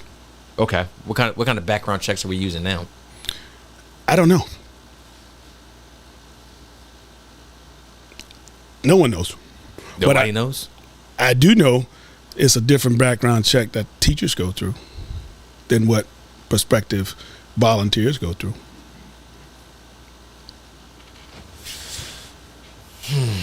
Okay, I would I'm looking at some of these comments here too as well. I would that's something that I would encourage. I mean, anyone to run, especially running for office, to just out of curiosity be able to know that, as far as what kind of background checks. That way we can avoid. That way we know we can avoid a situation. Well, for one, like 30+ kids getting assaulted. That would be a question for HR. I'm not in the system. To my knowledge, I'll find out tomorrow after I get off my flight. I told you I was flying out earlier. Right. I can email and find out what's the name of the background check you're using. Okay, man. Like I said, Candace said they're not sure of it. As long as they can provide information, go from there. I mean, it's the people, I'm just one man. I have no idea. When I say the name, the agency they're using, and each agency goes through a different. If you take a job, with my job we use Workday. Mm-hmm. Other companies use different formats to do their background investigation. I think we need to look at using a different system. I don't know whether it's because of financial reasons we use one or the other. I don't know. But a simple Google search, you can't use it as a job. It's illegal. If a company's doing it, some may be doing it, but it's illegal. Conversation. Give me some more school board questions. Jim, I see your question too as well. Remind me, I'm going to come back to that. I'm kind of curious, but I got a few things here. A few of y'all have been texting me questions too as well, which is absolutely fine. There's nothing wrong with that too as well. Let me ask this question. I'm not going to say who it's from. They asked to remain anonymous. So, prospective voters, obviously looking to possibly consider you for District 3. How do you plan to be transparent with the school board when you have engaged in blocking anybody that's disagreed with anything you have said, had disagreements with you in certain conversations? As we stated earlier, you know, Gary, Ricky, Charles County Matters is a LLC. You get the right to who, if you don't want to do business with or interview with, you don't have to. I have 4 other admins over there. They all do what they want. I don't say so and so. Why'd you do this? They're adults. Mm-hmm. We've been sitting here since 8 o'clock, give or take. I have no idea what the other admin's doing or what they're approving. But again, it is a private LLC.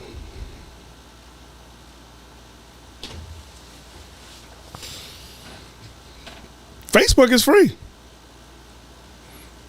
I mean, because they want to. You know, how many groups there are in Charles County? I know. The thing is, I know what you mean. Like when you're saying that too as well. So you do believe? I mean, you're the CEO of that. I just LLC. All 5 of us have a voice, and all 5 of them will tell you. Equal. Because the way people see how you handle CCM, they think you take that same energy to the school. Well, board. first of all, that's why this kind of keeps popping up. If elected, okay, CCM will not be my mode of communicating with the voters. Really? No, I will communicate with them on Deron for CCBOE, which is a different.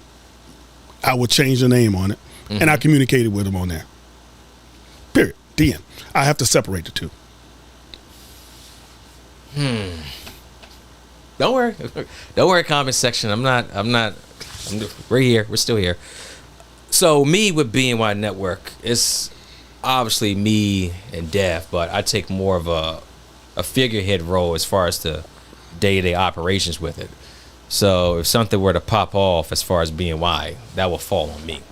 It falls on me, but let me tell you something. I have a flight out here tomorrow. There's a lot of things that happen.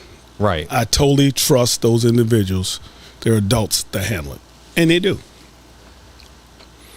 I've been sitting here since 8 o'clock. I don't know what's going on. Mm-hmm. You know, I don't know. But the trust level is there. Now, in the background, I wouldn't say heated, we discuss everything. If it's something that needs to be discussed, we discuss it. Mm-hmm. But I don't go back around and say, the admin's names are there. You know, why did you do this? All of them in their, 40s, mid-40s. They got families. You know, for all I'm sitting here right now, they may have 20 posts that are sitting there. They got lives too. You know, I know one of my admins, and actually 2 of them got young kids. They're out living their best lives.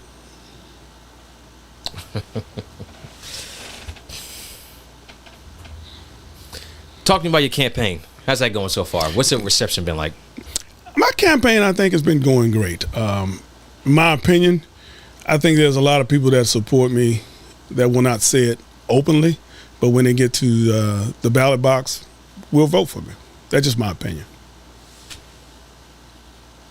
I mean, as far as your campaign, what's the trail been like? The events you've been to? I've been, with this campaign, you have to understand you're tired. You can tire yourself out. You cannot go to every event. You can't. It's impossible. Mm-hmm. I go to the ones that I can, make myself known. I'm in a grocery store. I talk to people. I'm in the barber shop. I got a bald head. I go to the barber shop. I talk to people. I talk to people in the groceries. Whether it be in a grocery store, I engage people in that way. Today I went to the mall to get some Popeye's chicken. I engaged a couple folks while I was there waiting on my food. I waited on my food about 15, 20 minutes. Probably engaged about 10 to 15 people who recognized who I was, and we talked. And some people, yes, and some people not. But at the same time, I say hello and I keep it moving. If I hand you my card and you say I don't want it, what can I say if you say you don't want it? I just move on. So I think my campaign has been okay. I haven't other folks' campaign. I can't tell you what they're doing, but I can just tell you what I've been doing, just out engaging the people. If I'm out at the car wash, I talk to people while I'm in the car wash. Wherever I meet people, whether it be Five Guys or wherever, I talk to them. So it's just word of mouth, just on foot. Word of mouth on foot. We got early voting here to start. I got a couple things that's going on. I'm not going to give out what I'm doing because other candidates may try to do the same thing. But it's like about a week and some change to early voting. We got some things. Events, anything like that? Any meet and greets? People can meet you. I had one meet and greet in March. I had another one that was scheduled this weekend. I decided to cancel it. I thought my time would be better out knocking on some doors, meeting people that way, so I didn't do it. So you have been going around knocking on doors too as well. Oh yeah. How many doors do you think you knocked on? I got the record right now at over 5,200. I don't think Carlos. I don't think I knocked on 5, but about 25. It's me. I'm doing it. I'm out talking to people. Just because some folks may not see me standing in front of a giant or whatever, raising a sign, that don't mean I'm not talking to people. Right. But what I have been doing is doing focus groups, meeting in small groups. Really? By doing that, yes. How's that been going? Great. Say, for instance, if I lived in your district, you supported me. You have a cookout or whatever, and 10, 15 people, we in the backyard, and we talk. That's how you do it. How many? So, focus group. Okay. All right. Focus groups, school boards, focus groups. Talking to the parents. What do they said back to you? The parents. Why am I running? How can you help me with this? Different things like that. I mean, some of the things that I'm asked are out of the privy as a board member because we deal with policy. My phone right here, I got numerous messages. Call me. I need to help. Can you help me with this here? Different things like that. I get it from all over the place. So those are the type. The message I got tonight, and I think you saw me springing through my phone. I got a call. Oh, not a call, but I got parents that want to talk, and we're going to talk about it. And at the same time, I'm going to say, hey, are you having that issue? Do you have anyone else in your community that's having the same issues? Can you get about 4 or 5 parents? Let's sit down and talk about it. Talk about what? Whatever questions they have, whether it be about my campaign or just whether I can help them with something. Okay, so I want to stick to this because this is actually this is interesting. You're the first candidate, especially for school board, that I know that said anything that they had a focus group. So, and there's a comment here too as well. I want to give a shout out to the name. Scroll up, Kristen Jordan. What's up, Kristen? How you doing? Focus group shouldn't consist of just your supporters. So you have people that don't support Deron Tross in this focus group too as well. I can't tell you who to invite to your house in the backyard at the cookout. I mean, I see what you mean by that. But these focus groups, they consist of people that don't see eye to eye with you. I'm quite sure there's some people that don't see eye to eye with me, and a couple of them. But at the same time, if you invite me to your house and in the backyard over a beer or whatever, and say you want to talk about some things, your ideas on the public school system, I'm 100% sure there will be someone in that 2 or 3 that may not support me. We don't see eye to eye with, but I can still have that conversation with them. What am I going to say? Well, I only want 5 people that support me. No, I can't tell you who to invite to your house. Okay, so you said, what are some of the topics that have came up in this focus group from the parents? Bullying. Yeah, for sure. The activity bus. A real beer, Leftwich. Redistricting.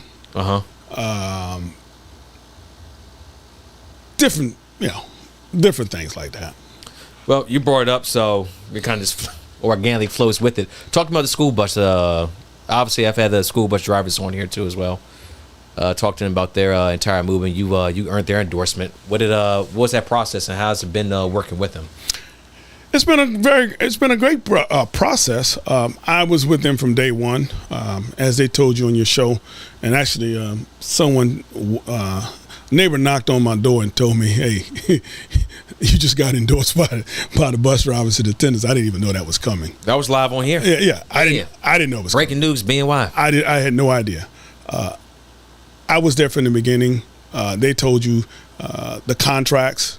I was able to obtain that information. I gave them all that. I just gave them all the information that I could give them. Through public domain. Okay. Have you been working with them recently? Like, you have any plans with them? What's going on with that? I've spoken to them for a few things that they got going on, but that's internal discussions with them. I think they're meeting tomorrow at one of the bus lots tomorrow. Keep talking about that. I'm gonna check something real quick. Mm-hmm. Well, I don't.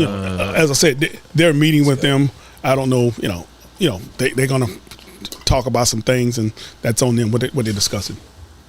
Okay. Sorry about that, Angela. You scared me with that comment. Said the feed is going. Look like everything's still up on my end too as well. If everything's still good for you out there, please let me know. I want to make sure we have no technical difficulty. Let me scroll up with some of these comments as we're going through that. Okay, it's back. Not sure what happened. Now, I think we're good over here. Thank you, Angela. I appreciate it. 108 people in the comments. Definitely appreciate y'all. 108 watching. I'm sorry, over 1,000 comments. 108 watching.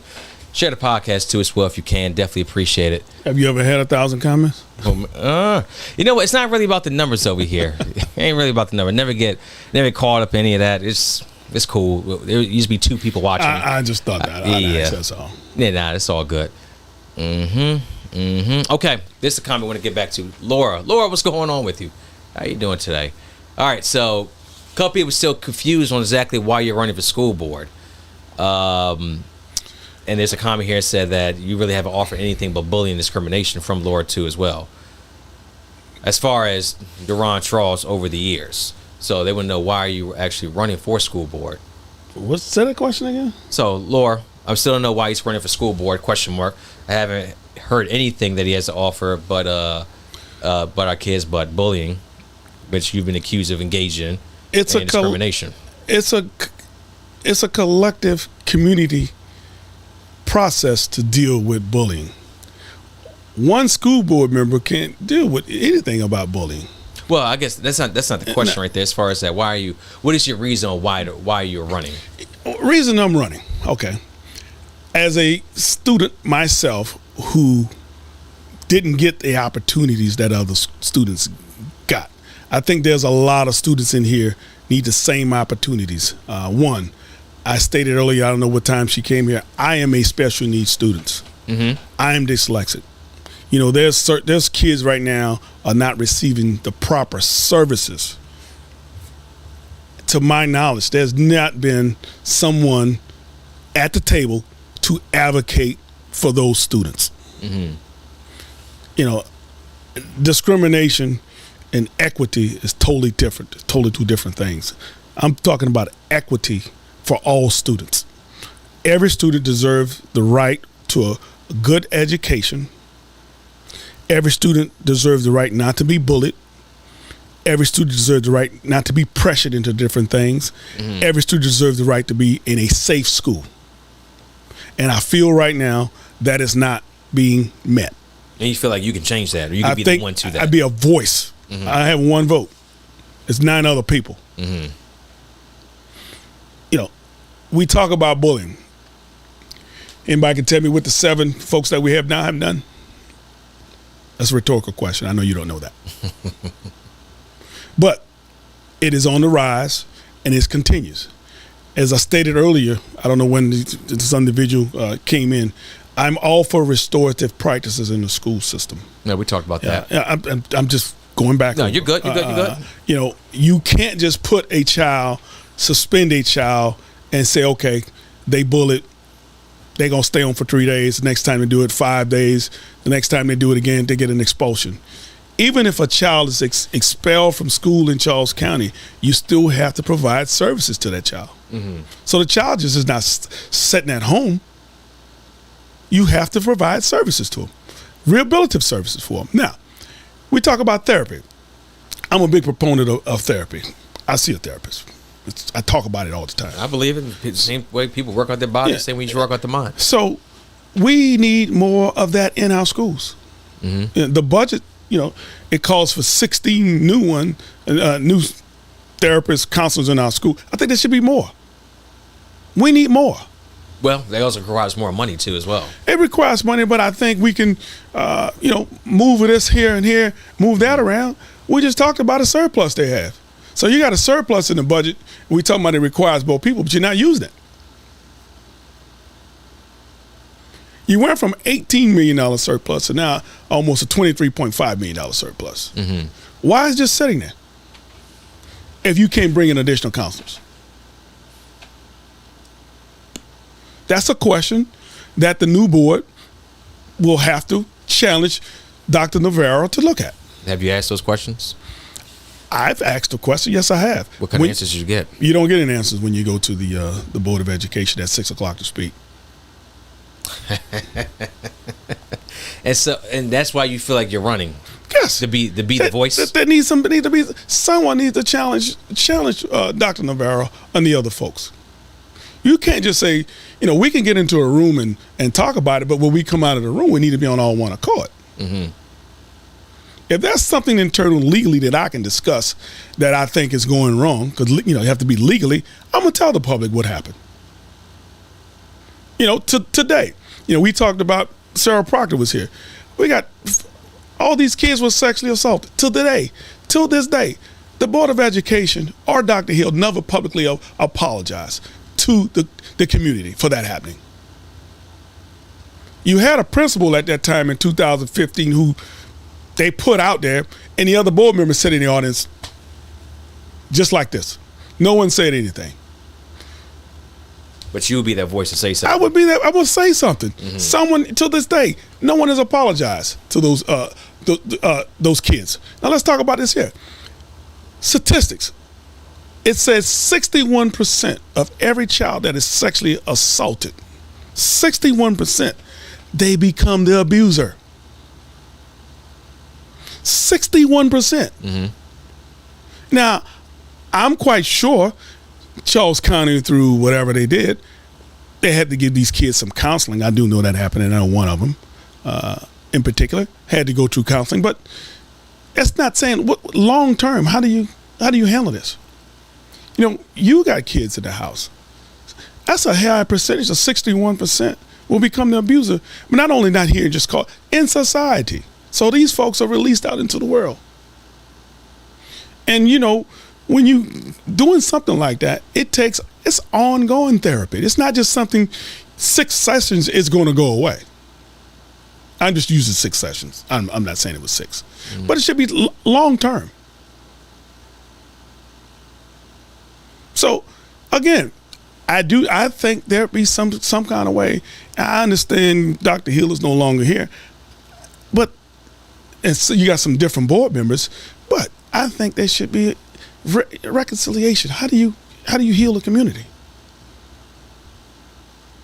We've had time and time of sexual assaults or whatever happened in this community, and it just a statement goes out from Dr. Navarro.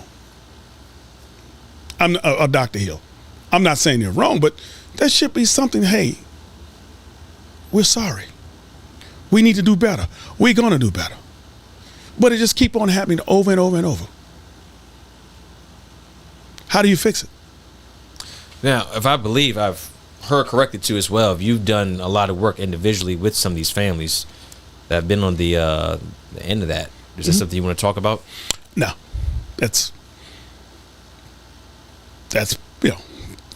what happened with them is shameful. Mm-hmm. they require, some services and help. I know for a fact I saw a name in the not gonna call his name, but I know he knows 2 or 3 of the kids that are over there that he worked with. Mm-hmm. And it's, because we've had that conversation. But, there should be some help over there. But they said that you were there. You were out there. I was out there with the news media. I was there. I was the one that organized the prayer vigil. I mean, that's a pretty big deal too, as well. Especially showing your community involvement with the kids. Like, we got a lot of people with a lot of questions. That's solid work you were doing out there. Ricky, that's something you should talk more on. I had a hell, it's known. My sister was sexually assaulted, so I understand the chatter, what it does to a family, Mm-hmm. what it does to an individual. I saw it firsthand, so I'll leave it at that. Fair enough.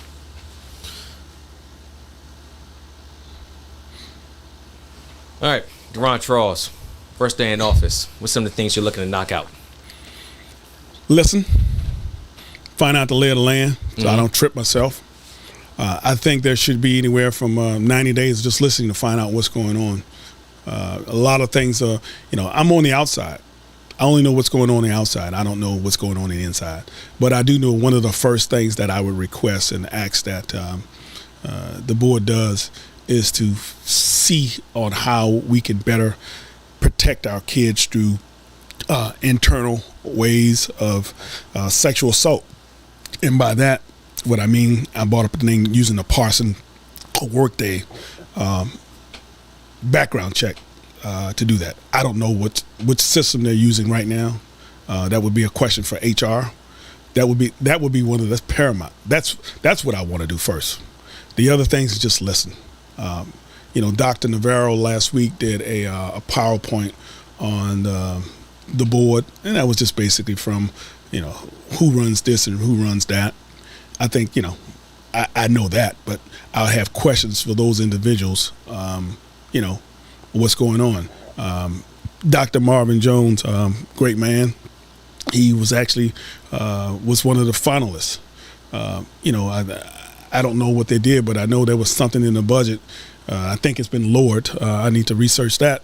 They were talking about paying that position $200K. I don't think it required a $200,000 salary. You're paying, we paid Dr. Navarro $210K to do the job. Why, right now I think we are a little top heavy from an administrative side piece of it. Talking inside of the Starkley building in La Plata. Mm-hmm. I think we too top heavy right there because she's added several positions. I don't think that was the right thing to do. Yeah, there's been a lot of back and forth on that too as well. So for whatever reason, the current board saw fit, they added it. Yeah, I'll let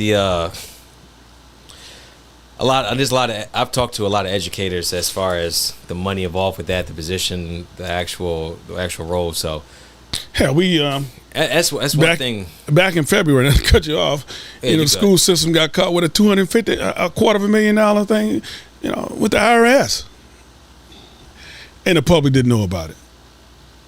How the public find out about it? Because I found out about it. And you informed the public on it? Yeah, I did. I got paperwork right here. $250,000. You want to see it? No. I'm not denying it too as well. Is that I mean the day I mentioned it, this is what happened. This is the process. I emailed Dr. Navarro and the board members about this, and I attached the filing from the U.S. District Court. What happens the next day? She sends a letter out. How could you not, as a board members, you elected by the people, mm-hmm. not know about it? I saw that was in February. Board member Tajla Lockhart, and I asked her about it. Showed it to her. She was like, "Did a headlight." She didn't know anything about it. Mm-hmm. How come your board doesn't know that? rhetorical question, I know. How come the board doesn't know about it? I'm looking at some of these comments too as well. So a lot of people love to see this paperwork. I'm just going through for sake of time, not to mention this camera's not the greatest I for it. posted in there, but I give you a copy of it. You have it. Yeah, so a lot of people actually they love to see this, as far as this paperwork, as far as this missing money that you're talking about. But it's kind of hard to see it if you as many people as you have blocked, which they're saying it here too as well. As I stated, it's been shared. Just because you're blocked, that don't mean if I block you and someone goes in there and shares something, you can see it. Charles County is a public group. It's not a closed group. It's not a private group. You can still see the information. If it's shared, you can still get the information.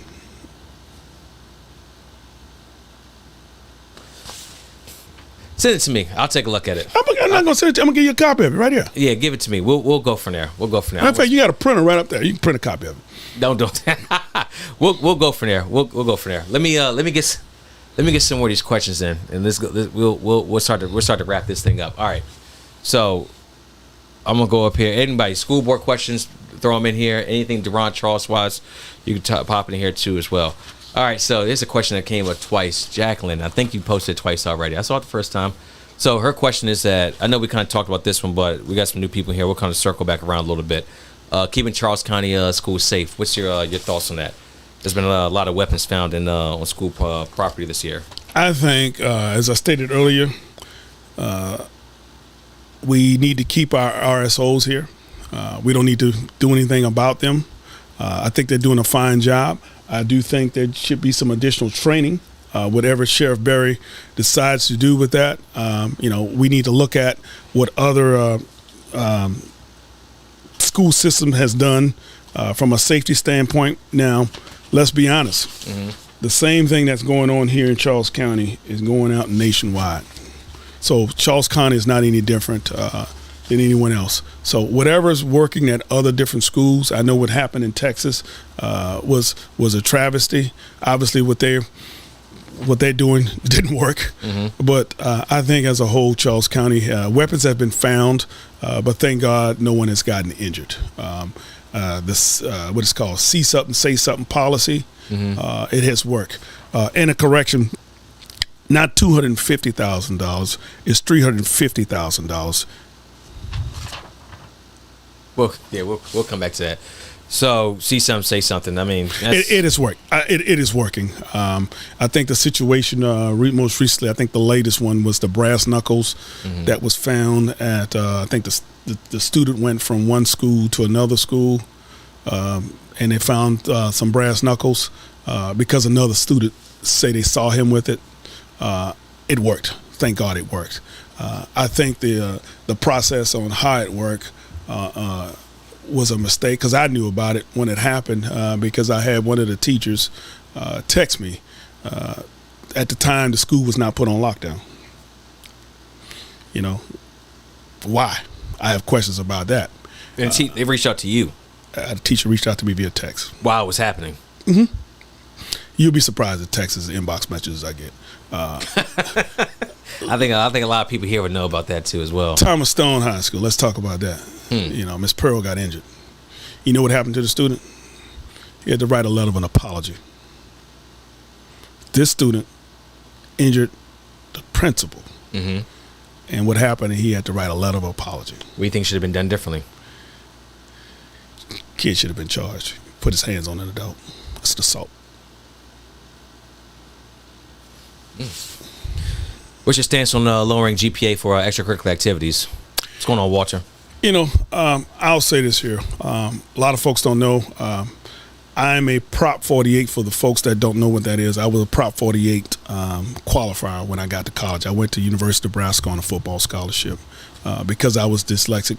University of Nebraska? Yes. Cornhuskers. Yeah. Okay. I did not meet the requirements. I don't know if you remember John Thompson stood up and protested that.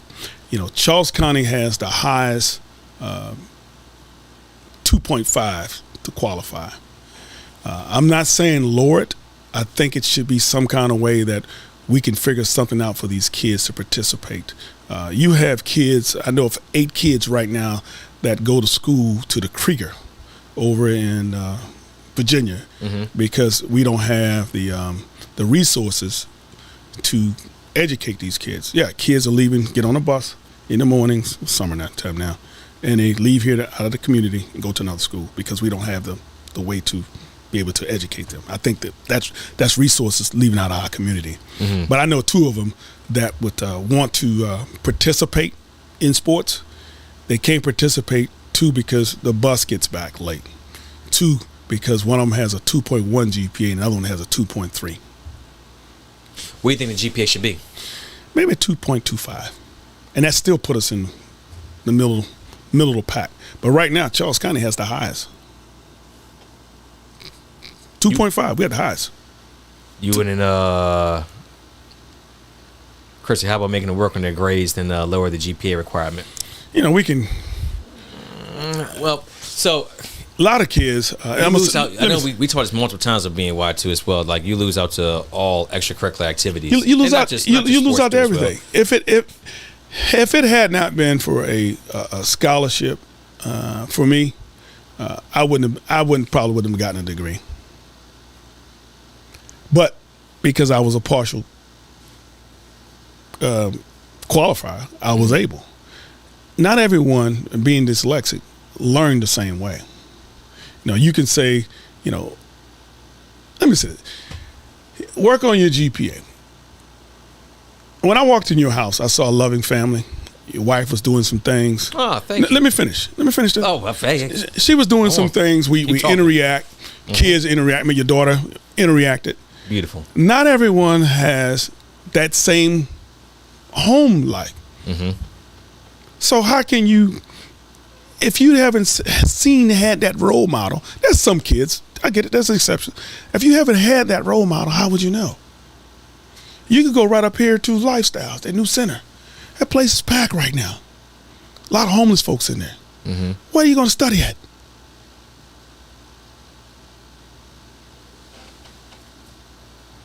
Libraries closed in Charles County at 7 o'clock. There's so much noise and distraction. How are you going to do it? There should be, for every rule, I think that you should look at it holistically and say, okay, what about this child? You can't just take one child and say, okay, you can. Once you don't have that 2.5, you exclude it from everything. Now, a couple comments said it's already 2.25. So you're saying it's not a 2.25. It is 2.5. You have to say 2.25. 2.5. 2.5. It is not a 0.225. 2.25. Yes. 2.25. Yes. Yeah, that's what I think it should be. Right now. That's what it is right now. To my knowledge, talking to Mike Lucas, it is a 2.5.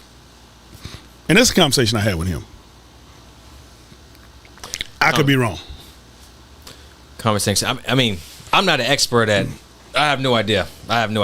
My kids get C's and D's for complete, and I forgot what the D is for. It's grade school stuff, so I'm not entirely sure. But you're saying that it's 2.5. 2.5. That, to my knowledge, is 2.5. I could be wrong, but I promise to follow up with you on tomorrow. I will send you an email once I check it. Guaranteed. Let's keep going through some of these before we wrap up here.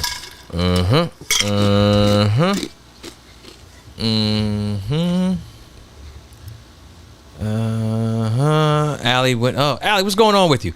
When kids lose eligibility mid-season, they let the entire team down. Something truly needs to be done. Yeah, because the thing is that you remove a kid from a positive environment. I mean, yeah, the grades are. I mean, a 2.25 isn't the greatest. Let me direct this. When you remove a kid from the environment, I mean, who knows what the alternatives they'll go towards. This past year, I'm a college football official, but I also referee high school basketball here. You said it once or twice. For the folks that are late. Thomas Stone started girls varsity team started the season off with 7 young ladies. 7. Mm-hmm. Now they finished the game. The season went 5. 5. That is a safety hazard. Mm-hmm. For whatever reason. Now, I worked the game with them when they played La Plata. One of the girls filed out. They won the game, but guess what? They only played with 4 girls. 4. But conversely, if you go over to North Point, they have a freshman, JV, and varsity boys and girls basketball team. Mm-hmm. Now, before the season, kids come out and try out. They cut. Now, kids over there in the specialty programs because they tell them, come over to the specialty. You know that kids go over to the specialty program in different programs that they don't want to be in there because they tell them it's not enough people in that particular program so you can play ball there. It's a safety thing. That's why I'm talking about spread the wealth out. McDonough High School, they had a varsity football team. 17 players on the team. 17. You need 22. 11 offense, 11 defense. That's a safety. But conversely, you go over to North Point, you got 60 kids on the team. We talked about spreading out some of these programs. I said you can do that. You know, school will start here in August. You may have, I'm just going to pick a school, a McDonough or a Thomas Stone. They may start off with 32 players. Guess what happens in October? Grades come out. Down to 12, 17 players. But you're going to play, and you know I'm the commissioner for the High School Football Association. And if you look at the schedule, I can tell you the last 2 games of the season, North Point is going to play Stone. North Point is going to play Westlake with 60 kids on the team versus 12 here, 17 here. And it's not just because of grades. Some of it's because of grades, but also a lot of it's because from the enrollment side of it.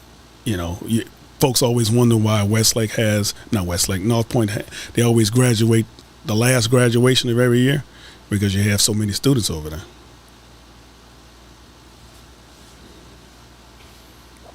Who's cold in here, man? I should have came in here with a skull cap. Oh, man.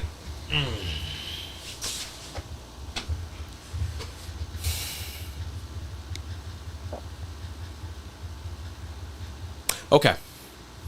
Let's do this right here. Let's go ahead and start wrapping this thing up. Yeah, I got an early flight in the morning myself. Comment section. Give me a couple more questions. Couple good ones. I'll go ahead and read them off. Deron, final words to comment section to the people of Charles County and your campaign too as well for to get the voters to come out for you. Whether you're voting for me or not, I want. You was saying something? No. I forgot Beverly. I saw it. I'm just whether you're voting for me or not. I want people to vote. It's the American way. Vote. When people see on my my little card say "keep the vote," what keeps the vote means the voting in the American society has been watered down. There's been hits off of it. What I mean by that, have open access for the voting. You know, we saw how quickly the Senate passed. They watered down gun legislation on Friday. We've been setting for almost 2-3 years, actually since the last administration, for the extension to the Voting Rights Act with the John Lewis Voting Rights Act. You know, everyone don't know every 4 years the Voting Rights Act that was signed in 1965 has to give an extension. So when I say about keep the vote, I mean open access for everyone to vote. You know, during the last election, I challenged the election Board of Elections where we only had 2 places to vote. We either voted at in White Plains at the Glen Eagles, or you went to Sacred Heart. It's a shame that here in the county, this large, 160,000 people, that we only had 2 places to vote. Now what we have 4. We expanded the drop boxes. I challenged them about that. You know, Tracy Dickerson and forget the gentleman's name. I met with them and I challenged. I said, we need to open access for this here. Now we have access for people to drop their voting by mail at different locations. They don't want to mail it, just drop it off in there. It's all about access to the ballot. But I'm all for. Well, again, it's not about me. I think I have a lot to add to the Board of Education, but I just want people to vote. And if it's a protest vote against Deron Tross, so be it. But it's the process of what this country was founded on. But what I can tell you about Deron Tross, if elected, I will fight for your kids like they're my child. Because those kids need an advocate at the table. As I told the bus drivers, they need an advocate at the table. Everyone should be represented at the table. Not just because I live in District 3, you live in District 4. Everyone should have a voice at the table. Let's go through a few last questions too as well. What's your thoughts on the BYOD policy? That's a tough one.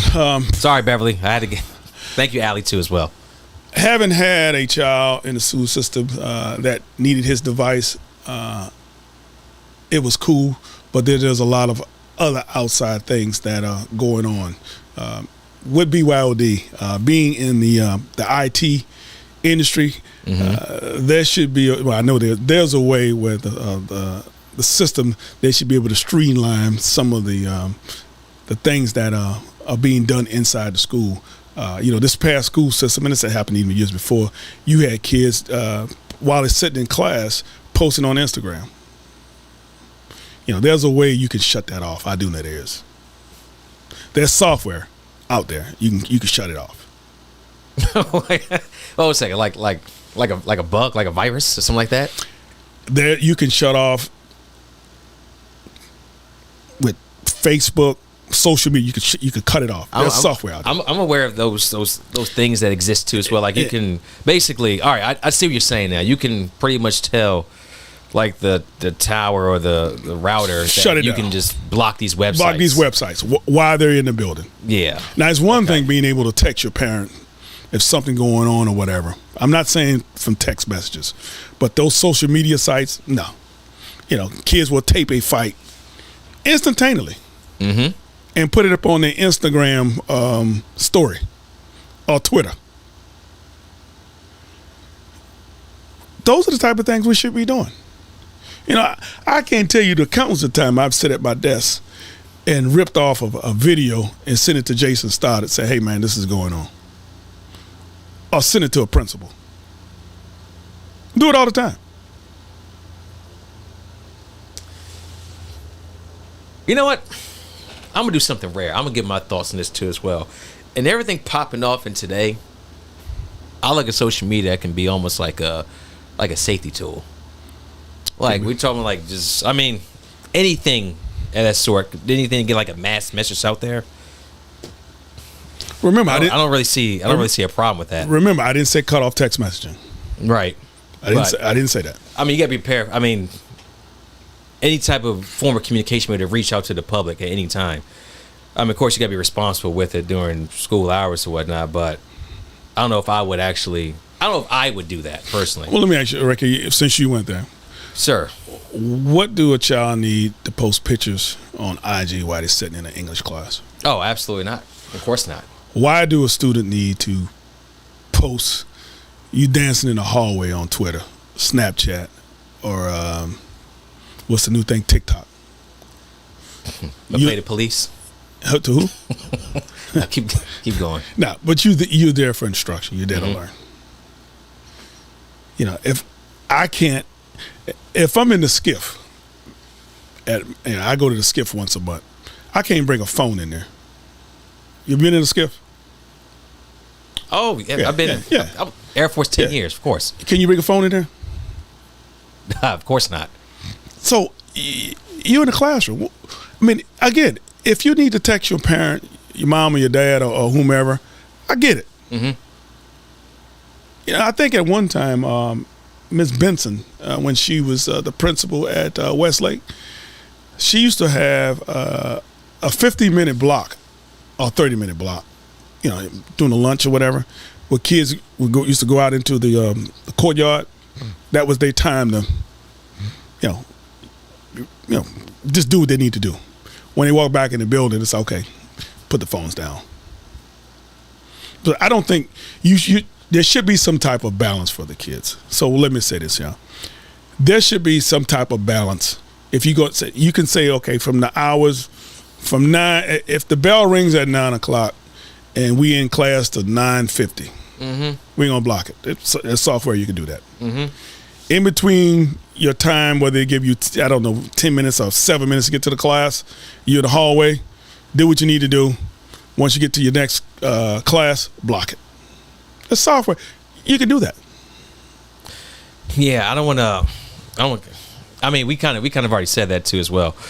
So I mean, that's BYD. That's your policy. So, all right. But that policy is the superintendent and the board talks about that. Make that policy. That's my thoughts on it. If elected, one of the other 8 members may have another thought on it. It goes to a vote. Whatever it is, it is what it is.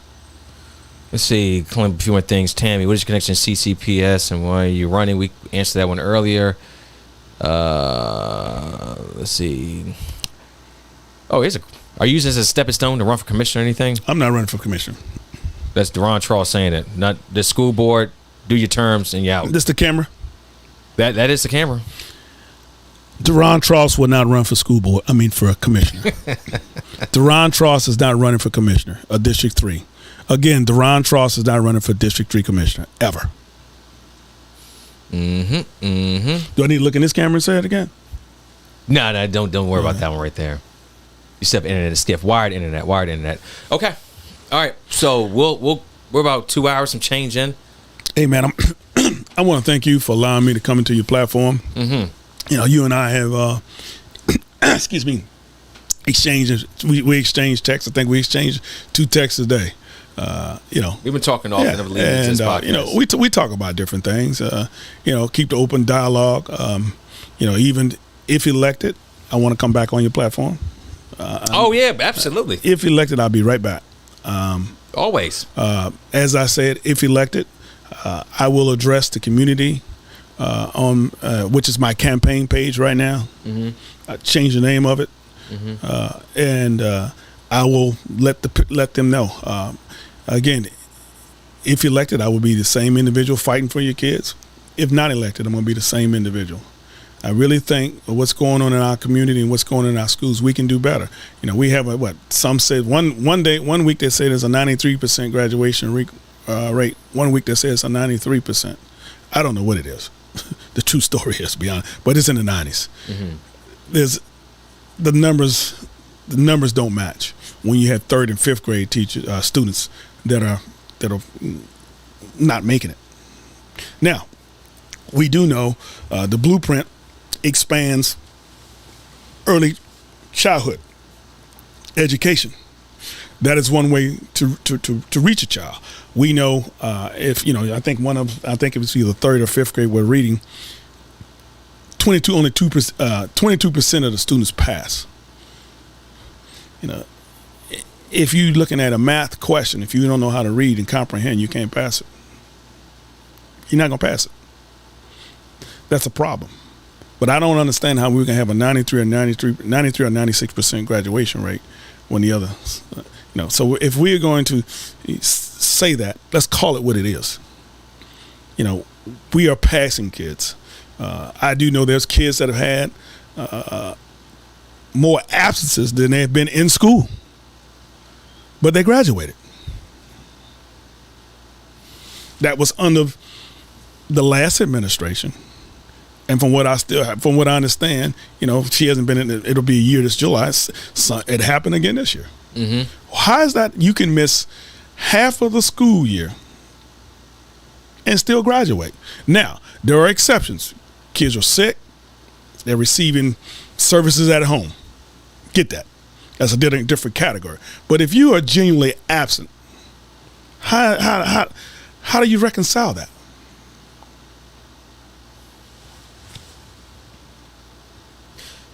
You tell me. That's what I want to find out. I'm on the outside looking in. You go to the 6 p.m. board meeting, just like this. No one answers.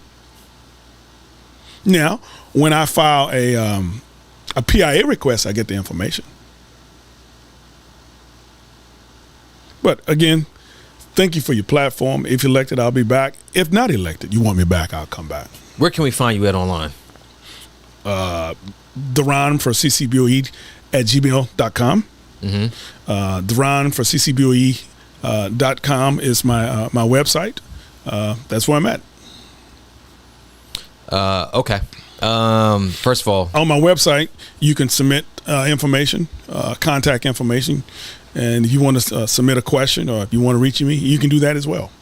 I've had some good questions on there, and I've had some other stuff. And you are taking questions on there. Yeah. Tomorrow, if things work out, I plan to be live taking questions on Charles County Matters. Hold a second. Now, a lot of people said that. We would love to. It can be shared. It'll be shared all over the place. See, even those that are blocked. You can still. It's public. You will be able to. I'll be taking questions. There's 25K over there. Actually, it's 25,700 to be exact. It'll be shared. It'll be shared on different other platforms. I've asked someone. He's going to get back with me. I talked to him last week to moderate it. If not, I'll just go live. But I'm hoping to do that tomorrow at 8 o'clock. If it doesn't happen tomorrow, it will happen on Thursday. So hopefully it will happen tomorrow. Well, I have a flight that depends on when my flight's going to get me back here. Right, and I'm look at these comments. I mean, once you're blocked on Facebook. You can't see anything. Again, I know that from. I'm quite sure there's other groups in here have people blocked. So, Charles County Matters for the 4th time is a LLC, and you have the constitutional right to refuse services who you don't want to. Now, I'm just asking so we can find information. Since you are running for public office, I'm telling you this right now. I'm going to answer questions. It'll be there. It'll be there. That's it. All right, let me go on a little spiel, and then we get out of here. First of all, thank you for coming out today. I definitely appreciate the coordination the past couple weeks. Thank you for finally working this out. Like I said, we've been talking about this one for months. Hey, you had some things going on. I had some things. Yeah, exactly. It is what it is. But we kept communicating. Yeah, because originally we were supposed to do. I mean, first week of June, this was supposed to go down too as well. But I think it was right after the Derek Larson podcast, you were supposed to come on here, but that didn't work itself out. So as far as, can I give you some advice? Can I do that? Sure. Can I do that here? You're a very well-known name in Charles County, and you're running for local election. Having a well-known name local election goes a very long way as far as the ballot goes. So I'm not saying, Deron, you're shooing to win, but you do have a leg up on the competition just based off everyone knows the last name Tross. Whether good or bad, people know the name. I don't think I do. Anything can happen at the ballot box. I mean, that's very true too as well. I wouldn't say nothing's a shoo-in. But I will say is that no matter what you do from here, and from a lot of people here too as well, they want to. Whether they want to engage, I mean, obviously you got trolls out there that come in, just, say things, I've seen screenshots of you too as well. People provided me, I mean, we're a news outlet. I see things. I would ask that, I can't speak on anything you've done in the past. I've only known you for a couple months. We really started talking for the past couple weeks. That if you're going to be an elected official in Charles County, that you definitely try and do your best to connect with those that don't see eye to eye with you. Because even if they don't agree with you, they'll still listen to you. And in the day, they'll be like, you know what, Mr. Tross, I don't agree with how you're going about this, but I do appreciate your time going, talking with me about it. And then who knows what happens in the future. Maybe find like ground, and from there, you could build on something. Because like you said, you're not going anywhere. No one here in this comment section thinks Deron is going anywhere. Unless the Lord decide to call me home tomorrow. Well, it's not. We ain't wishing on that either. No, I'm just, I block. I'll say this here. Huh. And I ain't going to call any names. I'm blocked from 2 elected officials' personal Facebook page. Oh, same here too as well. Sitting right here in District 2. Nah, I'm not going to go there with you. No, you don't have to. Yeah, but I'll just say it for the record. It's Facebook. It's free. Mm-hmm. How many different Charles County groups over there in here? I'm not in there. I don't even go over there. Mm-hmm. I stay on my side. Go ahead, Pascal. You go ahead and do your thing. I appreciate you. I know you out. Again, I appreciate it. No, same here too as well. But that's how I would say. Continue, engage with the public. Mm-hmm. You're a figure in the community, whether people like you or don't. You're here. You're not going anywhere. So I definitely want to say that to you, and just to any candidate too as well. That's not just advice for Deron Tross. Take this, take it or leave it. But that's for anyone that takes the plunge to run for public office. I don't want anything to do with public office. This is as public as I like it right now. So man, I had February when I filed. Before that, I had no idea I was going to run. Matter of fact, I filed that Thursday and jumped on the plane that Friday and went to New Orleans for Mardi Gras. Went home. Mm-hmm. And I had a good time. I didn't even have a website, Twitter site, none of that stuff. I just filed, took some pictures, and left. I've been in this community since 2005. And if you would have told me I was to run for office last year, I'd have said, nah, not me. Mm-hmm. When I moved in here, and I omitted something too. I just thought about it. You know how I really got involved here in Charles County? If you come to my house, right at my mailbox, I had a young child that was killed. Oh. Yeah. A 3-year-old. Oh my gosh. Mother was going one way. The mail truck was coming one way. She lived down the street. She got out to give the mail handler something. Child got out the other side of the car. Car coming, didn't see it. The child at the last second. Child got hit. Needless to say, I have a memorial, a public memorial, that the developer put in front of my door. I allowed it. So every year, we put some balloons. The parents, they move out of the community. That's how I first got involved in advocating or fighting. You had Commissioner President was Candace Kelly. Had dialogue with her about neighborhood calming devices, which we didn't get because the emergency vehicles, they say it was going to impact their way of providing services in the community. Mm-hmm. So that's how I got involved. And this was in 2005, 2006, Elias was killed. I'll send you a picture of the memorial tomorrow. Okay. So that's how I got involved. All right. But again, thank you. Appreciate your time. Let's see what goes on from here. All right, man. Charles County, all 70 plus of you. Once again, if I could, just one time plug my guy Miles Davis over at Be Empowered on Facebook. Let me go and just move this back right here. You see the logo, Empowered. If you can see that a little bit closer, get the mic out the way. Be Empowered Clothing on Facebook too as well. Miles, 14 years old, to play the resident. His own clothing line, honor roll, chess master too as well. Doing really great things in the community. Did I mention he's only 14 years old too as well? So, hey, shop local, shop small. Hey, support our youth too as well. So, with that being said, let's go and get out of here. Thank you. Absolutely.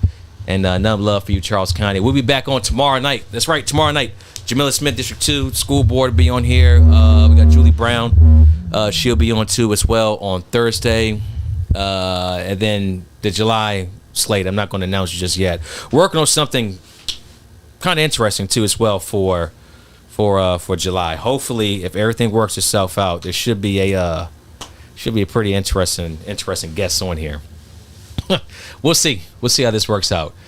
I'm very curious how this works out. So as soon as I know, I promise you'll know. But That's as closest to chess I'll keep it. So Jamel, I can't wait for you tomorrow. I can't wait for you. So we'll go from there. Number love, Charles Conn. Thanks again for always watching BNY. Appreciate y'all, and we'll see y'all tomorrow night at 6:30 p.m. Let's go and bring in that outro. What's going on with you? Yo, another day in the lab, baby. So it's always a good day. Oh, it's always a good day when we in the lab. You want policing to be better in your communities? The best policing that you can that can happen in any community are people that's actually from the community. And that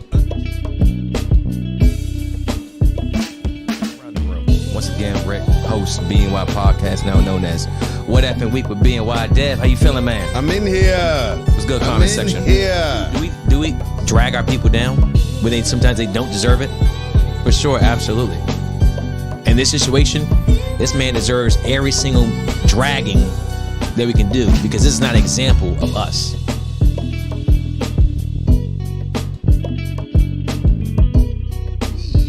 But you got the angles. You got the knowledge of the game, bro. This is where you're getting at, the IQ.